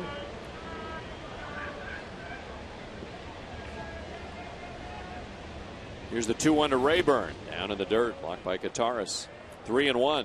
A week ago today and tonight, the Royals swept a day-night doubleheader from the Red Sox. Trying to do that against the Indians, but the odds are getting longer as we get later. The Royals down by 5 here in the top of the 7th. Chen trying to get out of this inning with just a 5-run deficit. Here's the 3-1. Fastball called strike on the outside corner. 3-2 on Ryan Rayburn. Jan Gomes waits to hit next. Rayburn, the former Detroit Tiger.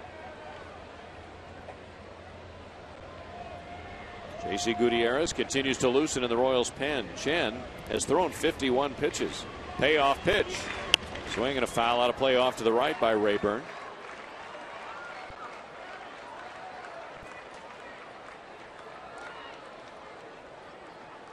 Rayburn from the Tampa area originally, now lives in a town called Balm, Florida, where no doubt it is balmy much of the year.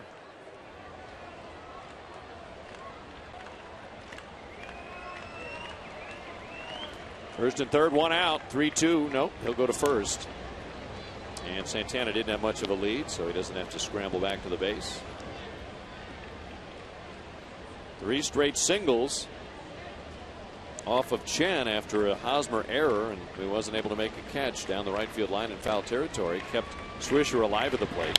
Swinging a foul straight back out of play by Ryan Rayburn. Nice catch by a fan down below.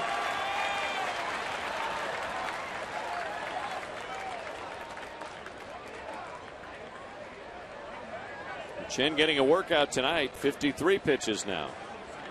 Came on in the 5th. We're in the 7th. Worked out of trouble in the 6th inning. Now another throw to first. Chen would love a double play ball off the bat of Rayburn. Wind continues to blow toward left field. And the payoff pitch. Swinging a foul straight back. So Chen and Rayburn in a battle.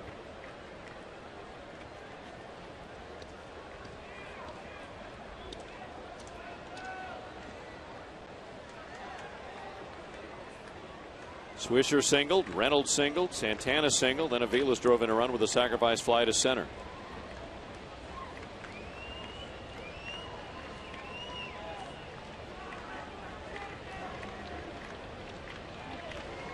Chen throwing to first. Santana back safely. 9th pitch of the at bat coming up to Ryan Rayburn.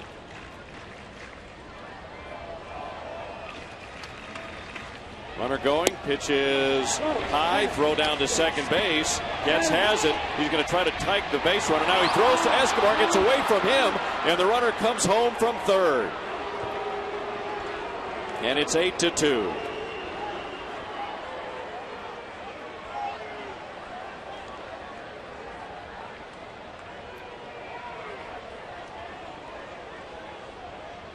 Now the batter, Rayburn, didn't get a call immediately from the umpire. Throw went down to Getz. Tried to tag the runner, then he threw back to Escobar, who was on the base, and the throw got away. But it is a strikeout, so they called it strike 3 on Rayburn. But Reynolds scores. Santana goes to second. And the batter is Yan Gomes.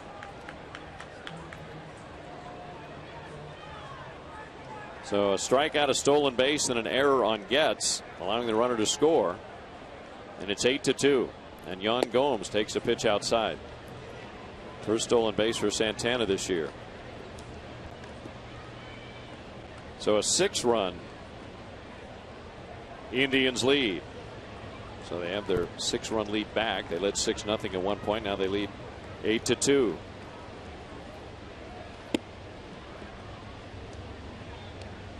Ball outside, 2-1.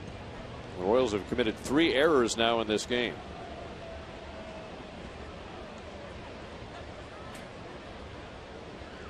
We've had very few games like this. And there's a bouncer toward the middle, and Escobar has it behind second. He'll fire to first base, and that is out number 3. But the Indians add 2 to their total. We go to the bottom of the 7th. The Indians lead at 8-2.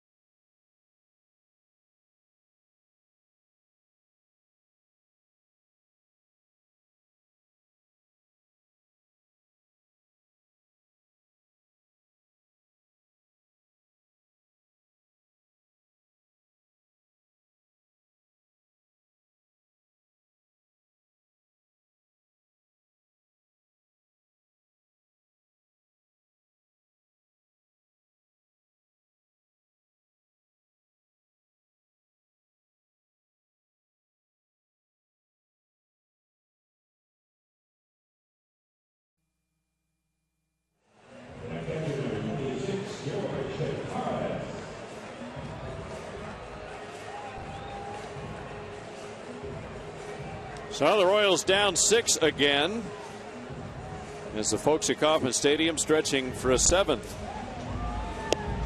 inning stretch, the second 7th inning stretch tonight. And George Kataris will lead things off in the 7th inning here tonight with the Royals down 8-2. Kataris, Getz, and Gordon.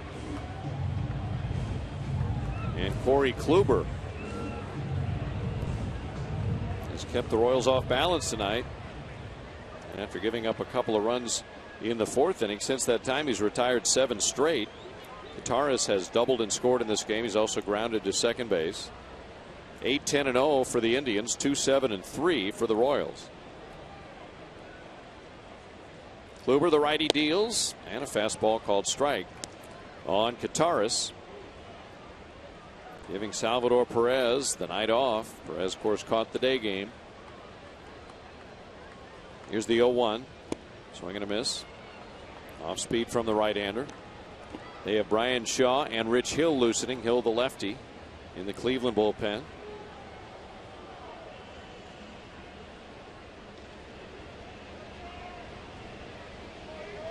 Here's the 0-2. Fastball misses away. 1-2 the count. Royals don't have another off day until a week from tomorrow, so they've had all this time off in the early part of the season, but now we begin to settle into more of a normal schedule, pitch down and in. So more important now to maximize starters' innings, keep the bullpen fresh. You mentioned that Collins just pitched a third of an inning this afternoon, and Hochevar worked a couple of frames. 5 strikeouts, by the way. 3-2 now on George Kataris. Cleveland happy to have their starter working into the 7th inning tonight. Royals got 6 2/3 from Jeremy Guthrie. They got a little over 4 innings from Will Smith tonight. And there's a swing and a miss at a fastball, and that is strikeout number 5 for Corey Kluber.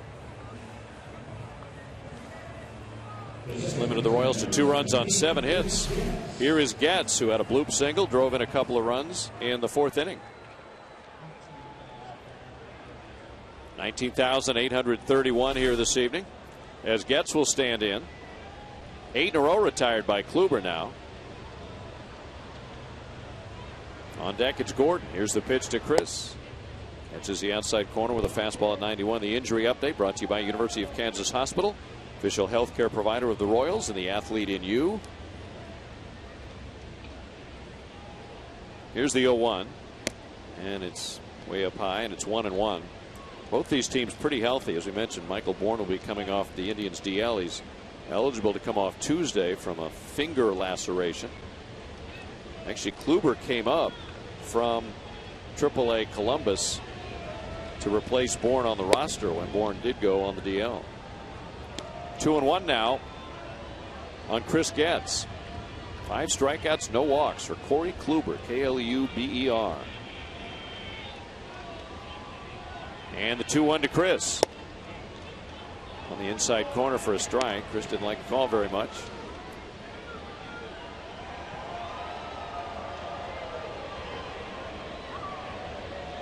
Indians have scored early and often here in game 2 tonight. The pitch. Swing and a little popper off to the left. Catcher giving it a look. Gomes, but it's back into the seats a few rows.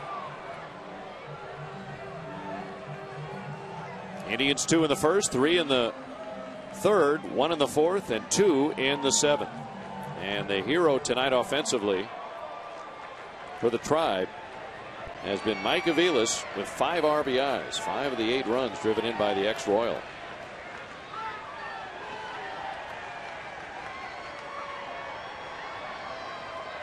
Now the wind in the 2-2.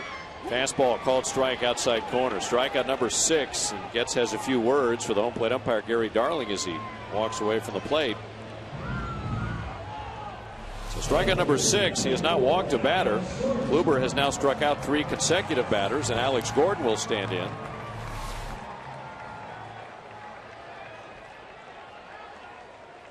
Royals have not helped themselves defensively tonight, committing 3 errors. Here is Gordon. And he takes an off-speed pitch for a strike on the outside corner. Gordon now has a 5-game hit streak. He homered in game 1 of this doubleheader. He's 0 for 3 tonight, though. A couple of flyouts and a strikeout. Here's the 0-1 to Alex. Swing and a miss, and he throws the bat. Big game for Cleveland. Obviously hoping to get a split in this series. They need a win tonight and a win tomorrow to do that. They're in good shape tonight at the moment. Up 8-2. Tomorrow's a 7-10 game. Tomorrow's Wade Davis against Ubaldo Jimenez. Hope you can be here for it. Another nice night tomorrow predicted. Here's the 0-2 to Gordon. Swing and a grounder to the second baseman, Aviles. He'll sidearm flip to first for the out. The Royals go in order, and Kluber has retired 10 in a row. We go to the 8th inning with the Indians leading 8-2.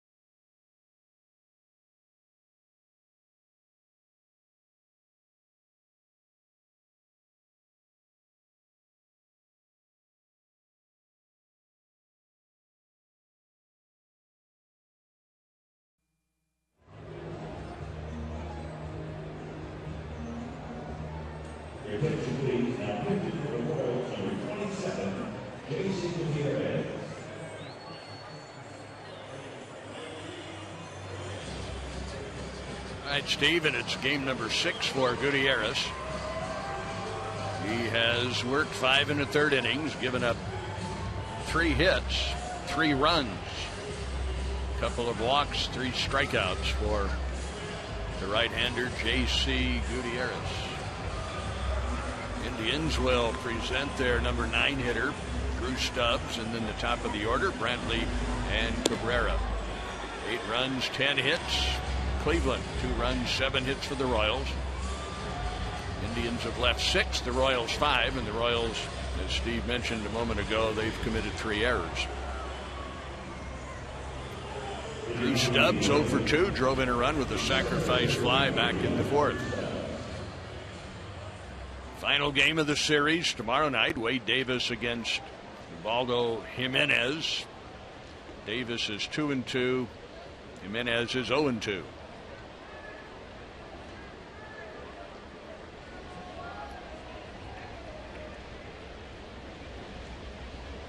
Gutierrez ready to go to work, and Drew Stubbs waits the first pitch, which is a fastball low and away.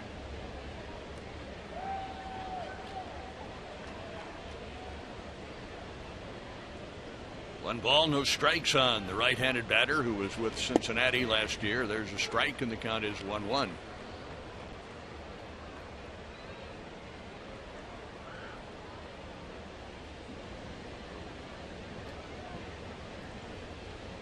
Stubbs very fast, takes a big swing, but he missed, and 1-2 the count.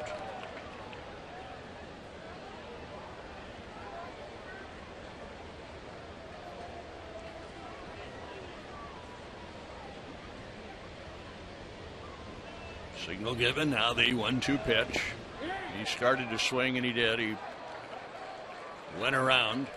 He grumbles at the plate umpire, but to no avail. One away. Still barking as he goes back to the dugout. Well, you take a swing like that, you shouldn't even argue. You shouldn't say a word to the umpire. That's a horrible swing with 2 strikes on you. Yeah. And then you're barking at the umpire that you didn't swing, but you did, and it's a little weird when that makes an umpire mad. There's a strike, and 0-1 now to Brantley.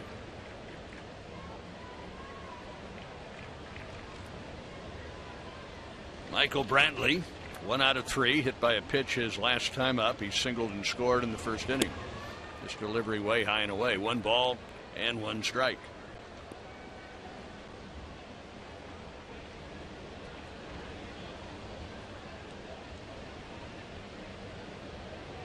We are in the 8th, 8-2 Cleveland. 1-1 pitch.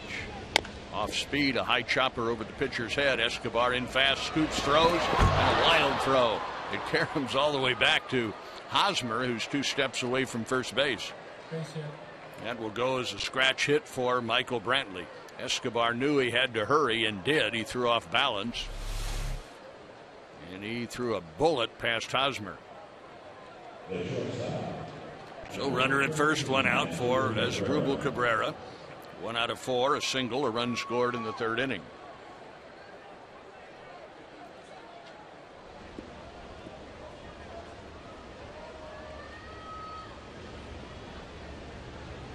The Royals, for sure, are one of, if not the best defensive team in baseball. But not in this game. There's a pitch inside, and 1 ball, no strikes. Yeah, if you're going to have the mistakes that have been made tonight, better to bunch them all up in one game.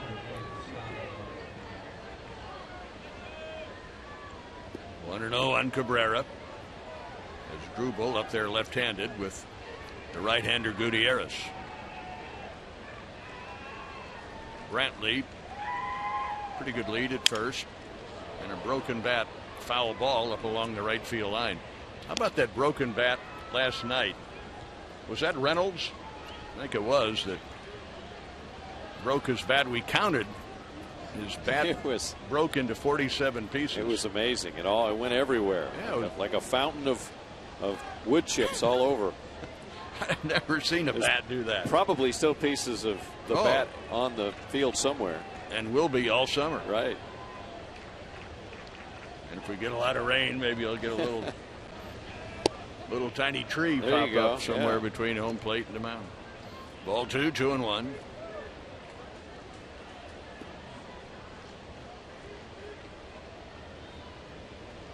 One on, 1 out, 8-2 Cleveland as the Indians bat in the 8th. And a high drive deep right. Back goes Francoeur to the track and reaches up and can't get it. The ball caroms away and rolls toward the track in deep right center. Runner going to try to score and will. So Cabrera ends up at third. The wind kept pushing that ball away from Francoeur and deeper. Cabrera hit it hard and deep to begin with, and then the wind began helping it, blowing it away from the Royals right fielder. So it is now 9-2.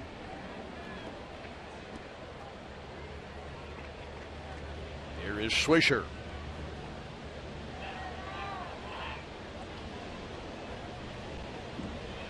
It appeared as though when Francoeur got near the fence, he wasn't quite sure how many more steps he had. He reached up with the hand and looked like the ball caromed off the heel of the glove.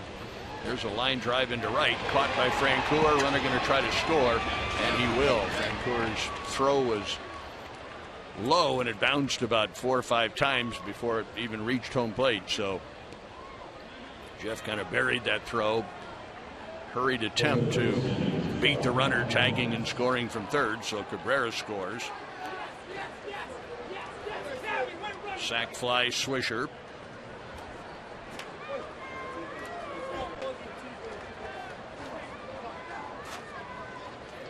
So an infield hit and then the triple the sac fly. 10-2 Cleveland. Mark Reynolds up there, and he takes a strike.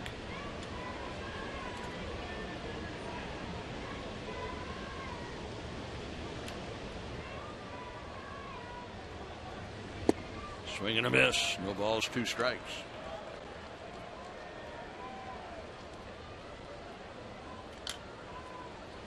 Well, a long day of baseball, Steve, but neither game especially competitive. The Royals own game 1, 9-0. The Indians were never a part of that. Now the Indians pretty much flip-flopped the script here with 2 in the first, 3 in the third, added another in the fourth, and pretty much have taken the Royals out of the game. Yeah, both teams kept tacking on runs after scoring early and getting ahead. Gutierrez, 1-2 pitch. Reynolds lifts a fly ball into deep right. The wind pushing this one away from Francoeur, who is at the track to make a one-handed catch. So that ends the inning, but the Indians pick up 2 more. We go to the bottom of the 8th. It is now Cleveland 10 and the Royals 2.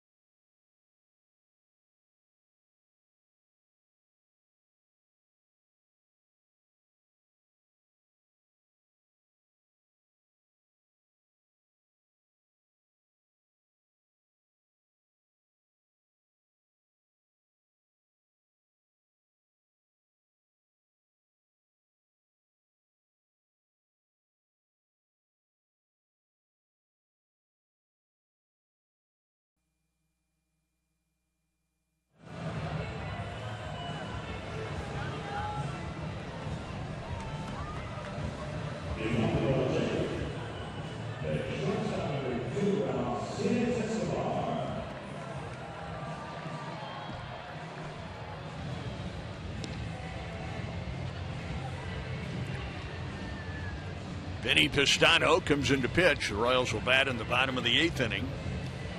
It is 10-2 in favor of Cleveland. This is game number 8 for Pistano. No record, but a good ERA, 1.29. He's worked 7 innings, given up 4 hits, just 1 run with 8 strikeouts, only 2 walks. Pistano, basically fastball, slider, and he has good stuff.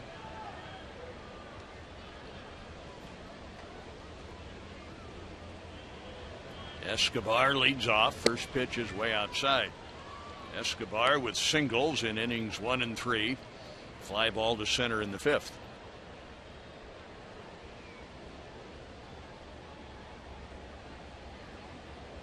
Right-handed pitcher, right-handed batter, and way outside.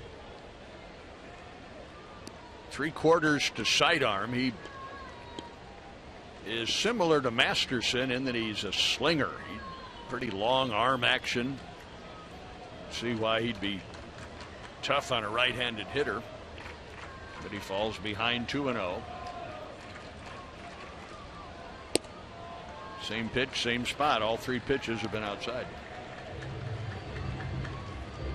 Stano is 28. 6 feet tall, 200 pounds. 3 and 3 last year. Couple of saves, 2.5 ERA. He was basically their setup guy out of the bullpen. And now he finds the strike zone. 3-1 to Escobar. Pistano, born in California, Newport Beach, lives in Goodyear, Arizona. Vinny Pistano. 3-1 pitch to Escobar, way outside. So he having problems, keeps pulling the ball across his body and missing badly to the right-handed batter away. Billy Butler coming up. Elliott Johnson is going to run for Escobar.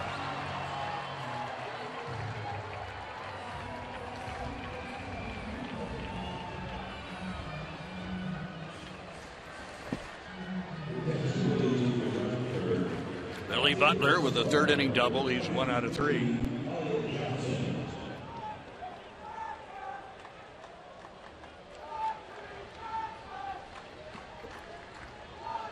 So Elliott Johnson is the runner at first. Pitch to Butler is outside. So Pistano consistently missing the strike zone away from the right-handed hitters.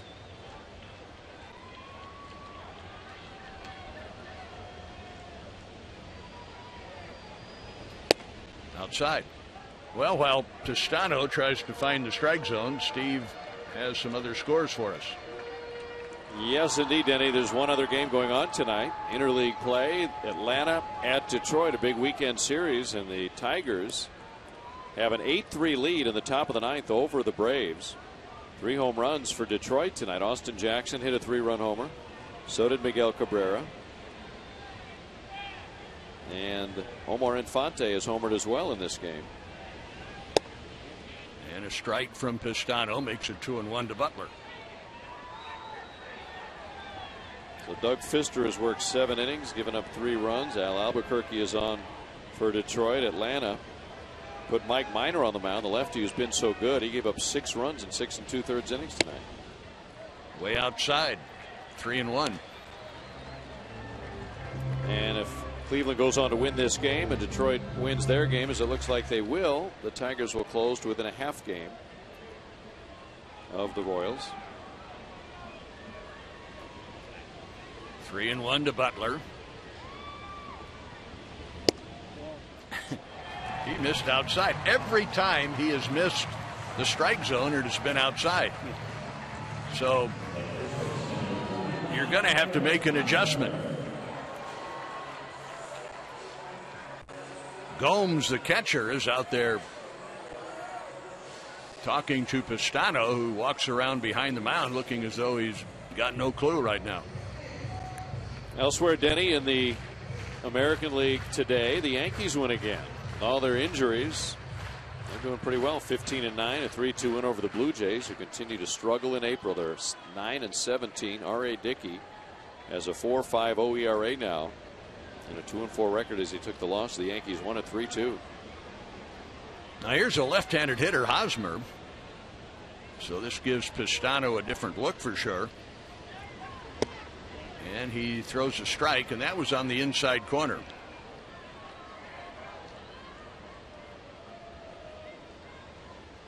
We mentioned Pistano is 3/4 to sidearm, more 3/4, but he keeps pulling the ball over the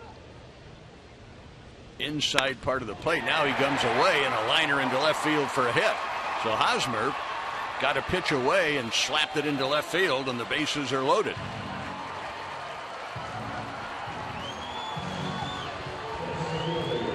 So 2 walks and a single, and here comes Lorenzo Cain.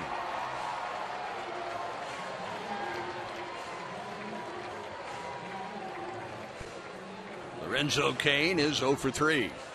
Red Sox won today, Denny. 6-1 over Houston. Still getting used to seeing Houston at Boston and thinking of that as an American League game, but it is. Boston has the best record in the game at 18-7 after their win today. Now Lorenzo Cain digs in. Pistano's pitch is outside. This is amazing. It really is.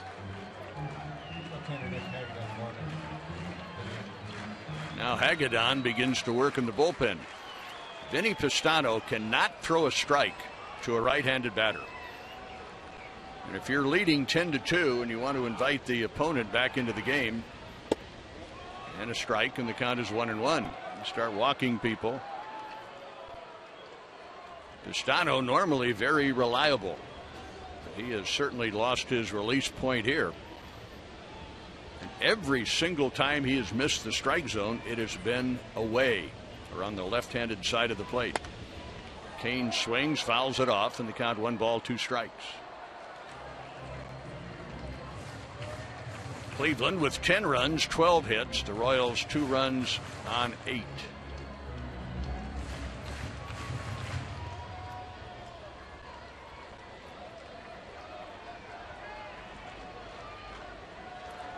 Corey Kluber, who started the game for Cleveland, gave them a very solid effort.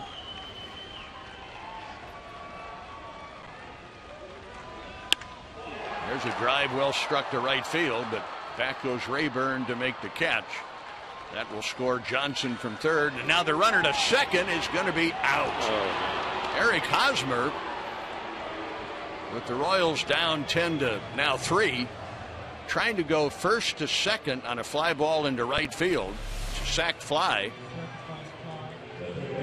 RBI for Lorenzo Cain, but now they're 2 men out.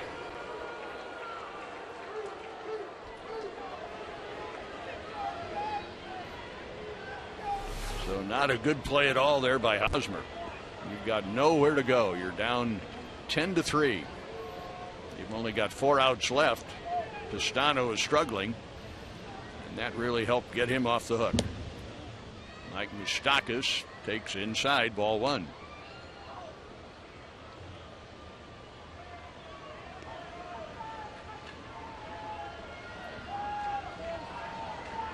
And Denny will have some more scores as we roll along, and of course we'll have it all for you along with Ned Yost post-game press conference on the Boulevard post-game show after the game.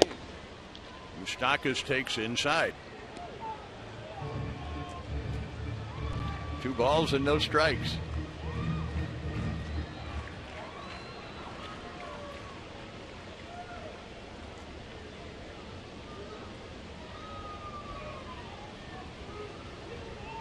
Moose awaits the 2-0 pitch, and it's a strike, 2-1.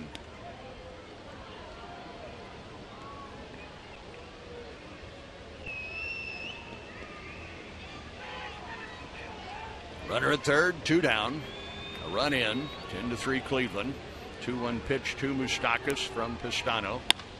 High fly ball center field. In comes Stubbs. He's got it, and that's the inning. The Royals get a run. To the 9th we go. It is 10-3 Cleveland.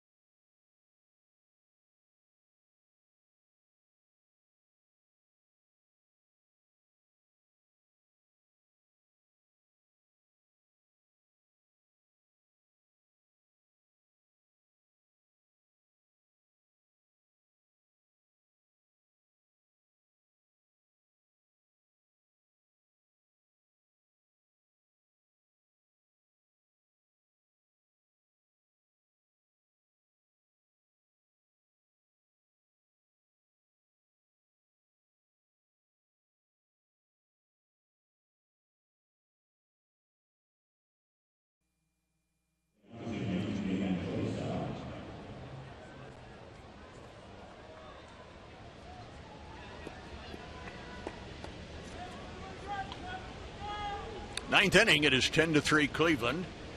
Carlos Santana leads off against Gutierrez, who is ready to work his second inning. First pitch is outside, ball one. Carlos Santana has 3 singles, 3 out of 4 with an RBI and a run scored. A dozen hits for the Tribe, 10 runs, 8 hits for the Royals, 3 runs. Swing and a miss as Gutierrez came off speed with that pitch, and the count evens at 1-1.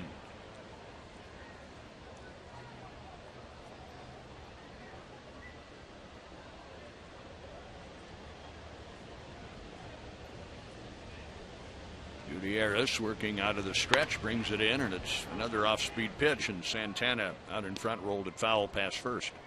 And 1 ball, 2 strikes. No Royals hitter had a perfect night at the plate in this game. Bat Stock Exchange donates $500 to Habitat for Humanity each time a Royals player has a perfect game at the plate. Pitch is in the dirt. 2 balls, 2 strikes.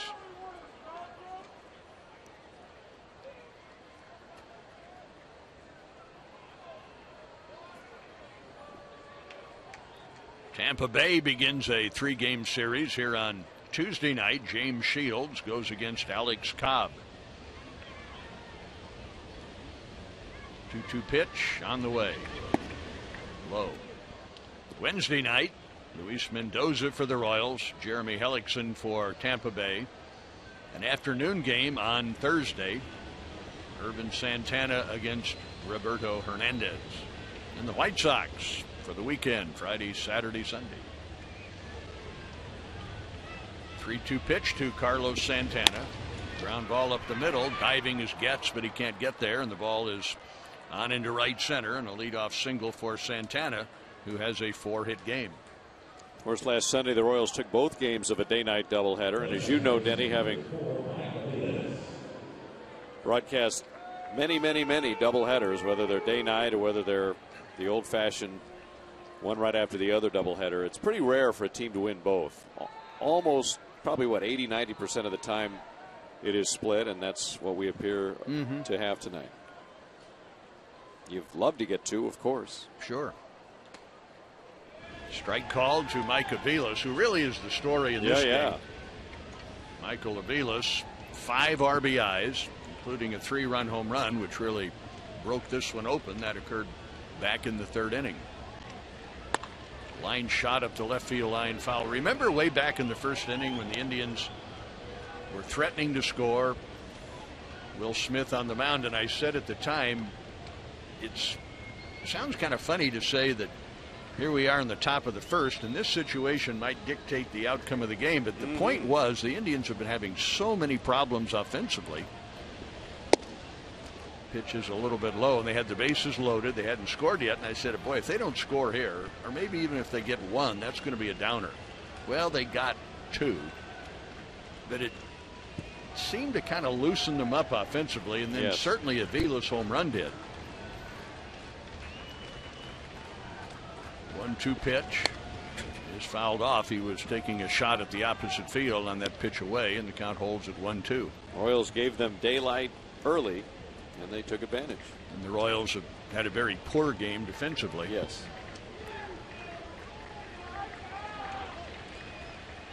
Santana's at first, 1-2 on Aviles. In comes the pitch. Crowded him with a fastball, and it's 2 balls, 2 strikes.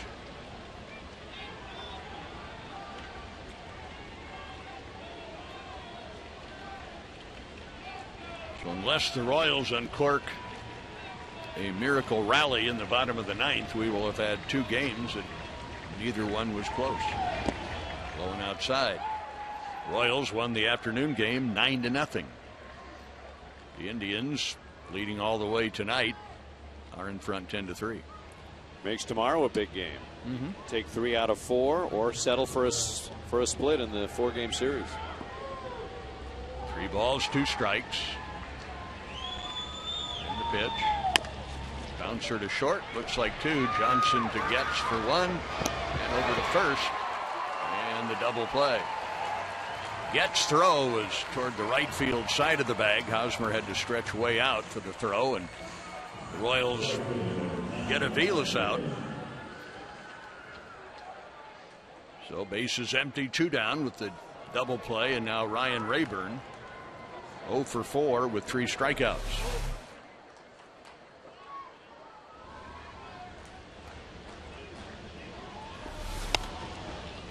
He lifts a foul off first. This one will find the seats. Strike 1 on Rayburn.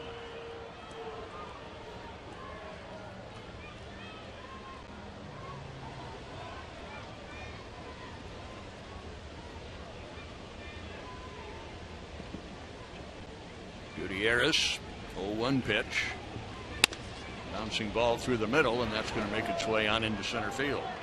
So Rayburn hits a bouncer right past the mound and into center, and up comes the catcher Yan Gomes.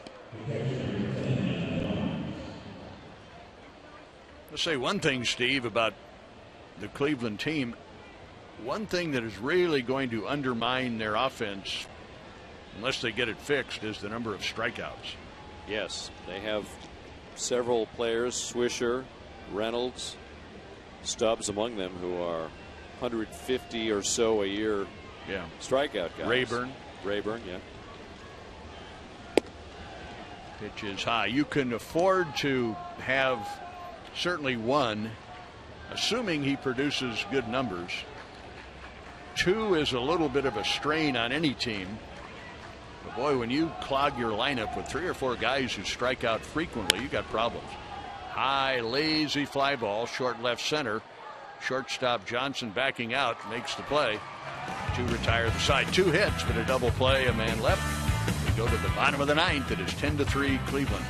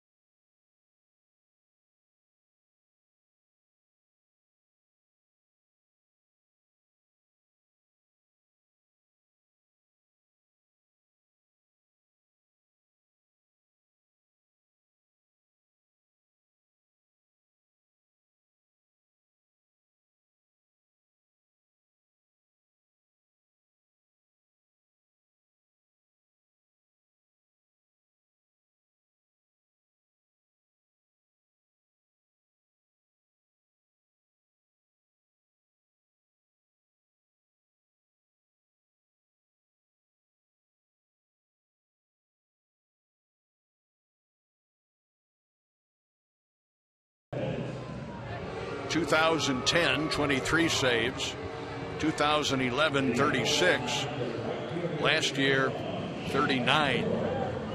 Throws hard, 6'4", 230.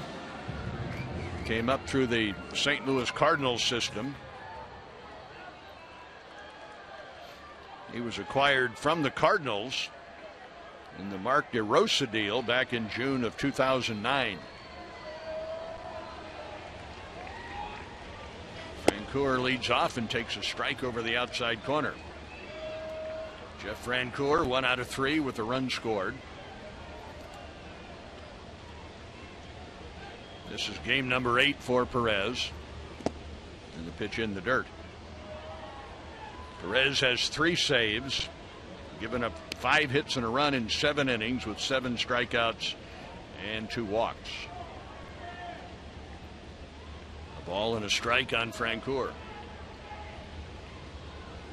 Chris Perez deals, and a pretty good swing at a slider up, and it's fouled straight back. Chris Perez now has 102 career saves. That is the 4th most in Cleveland Indians history. Just in front of him, Jose Mesa with 104. 1-2 pitch in on the hands is fouled off. Let's pause for station identification. This is the Royals Baseball Network.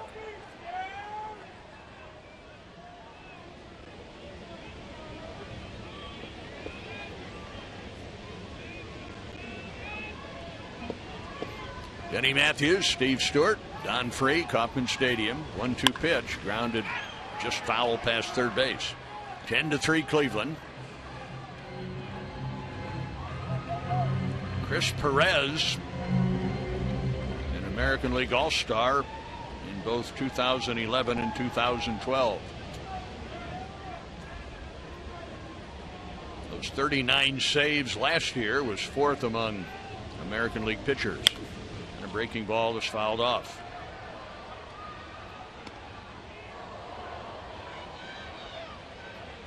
Perez had a little shoulder problem way back in spring training. In fact, that shoulder problem kept him from pitching for Team USA in the World Tournament. Bouncing ball knocked down with his body as he turned sideways. Now he calmly picks it up and lobs one over to first to retire Francoeur. So now they're going to come out and check him out. He just turned his body and kind of took that one hopper on the right side. I want to look at his, looks like his wrist.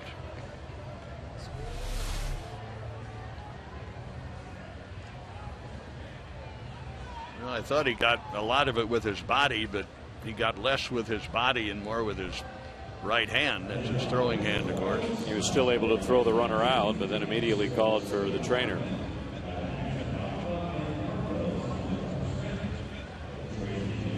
Well, it's 10-3, and you kind of hate to lose your closer. I don't know if he's going to stay in the game. It's really not that critical at the moment, but so he'll grab the baseball and throw to the catcher and see what happens. There's one. And the jury stands by the mound. There's two. Quite a crowd over there. The entire infield, the manager, the trainer, and the home plate umpire. Now he'll throw three. Okay, Chris, how's it feel? He says, I feel great. Now the umpire hands him a baseball, and he'll go back to work. So, one away. Tara's coming up. George a double, a run scored back in the 4th. He's 1 out of 3. And you're talking about the strikeouts by this Indians team. Last season, Swisher 141, Reynolds 159, Stubbs 166, and Michael Bourne, who's out right now, struck out 155 times last year. Bourne did? Yeah. Good grief. Strike one to Kataris. How many times have they struck out in this series? 29. 9 last night, and then 10 in each of these 2 games. Little breaking ball down. And the count 1 ball, 1 strike. That's a few too many. Yeah. 1 ball, 1 strike, 1 out. Good swing at a fastball in on him, and he fouled it straight back, and it's 1 ball, 2 strikes. That was what caused Cincinnati to want to trade Stubbs, because they were getting so little production out of their leadoff spot. Stubbs, again, we know he's got power and he's got speed, but too many strikeouts at the top of your order. And so Shin-Soo Choo, the former Indian, is now at the top of the Reds order and getting on base a lot, as he always has. 1-2 pitch. Swatted foul and out of play down the left field line. Still 1 ball, 2 strikes. Cincinnati leadoff hitters last year had an on-base percentage of .254. Yikes. And a lot of that was Stubbs. Choo last year, .389. Still learning center field, but he certainly is good at the top of their order. Strike called. Kataris looking for something else and got a slider for a strike and is called out. And 2 away. Here's Getz. Chris single to drive in 2 runs in the 4th inning. He's 1 out of 3. Well, when your leadoff man or your little guys are prone to strikeouts, that really puts the blocks on your offense. We said aside from a double play, a strikeout is the most negative thing that can happen to an offense. Nothing happens basically when you strike out. Nobody moves. If they do, you've got a shot at a strikeout, throw them out on the base, double play. Fastball strike, 1-1 to Getz. So these two teams will break even on the day-night doubleheader in the 4th and final game tomorrow night. Getz fouls it back, 1 ball, 2 strikes.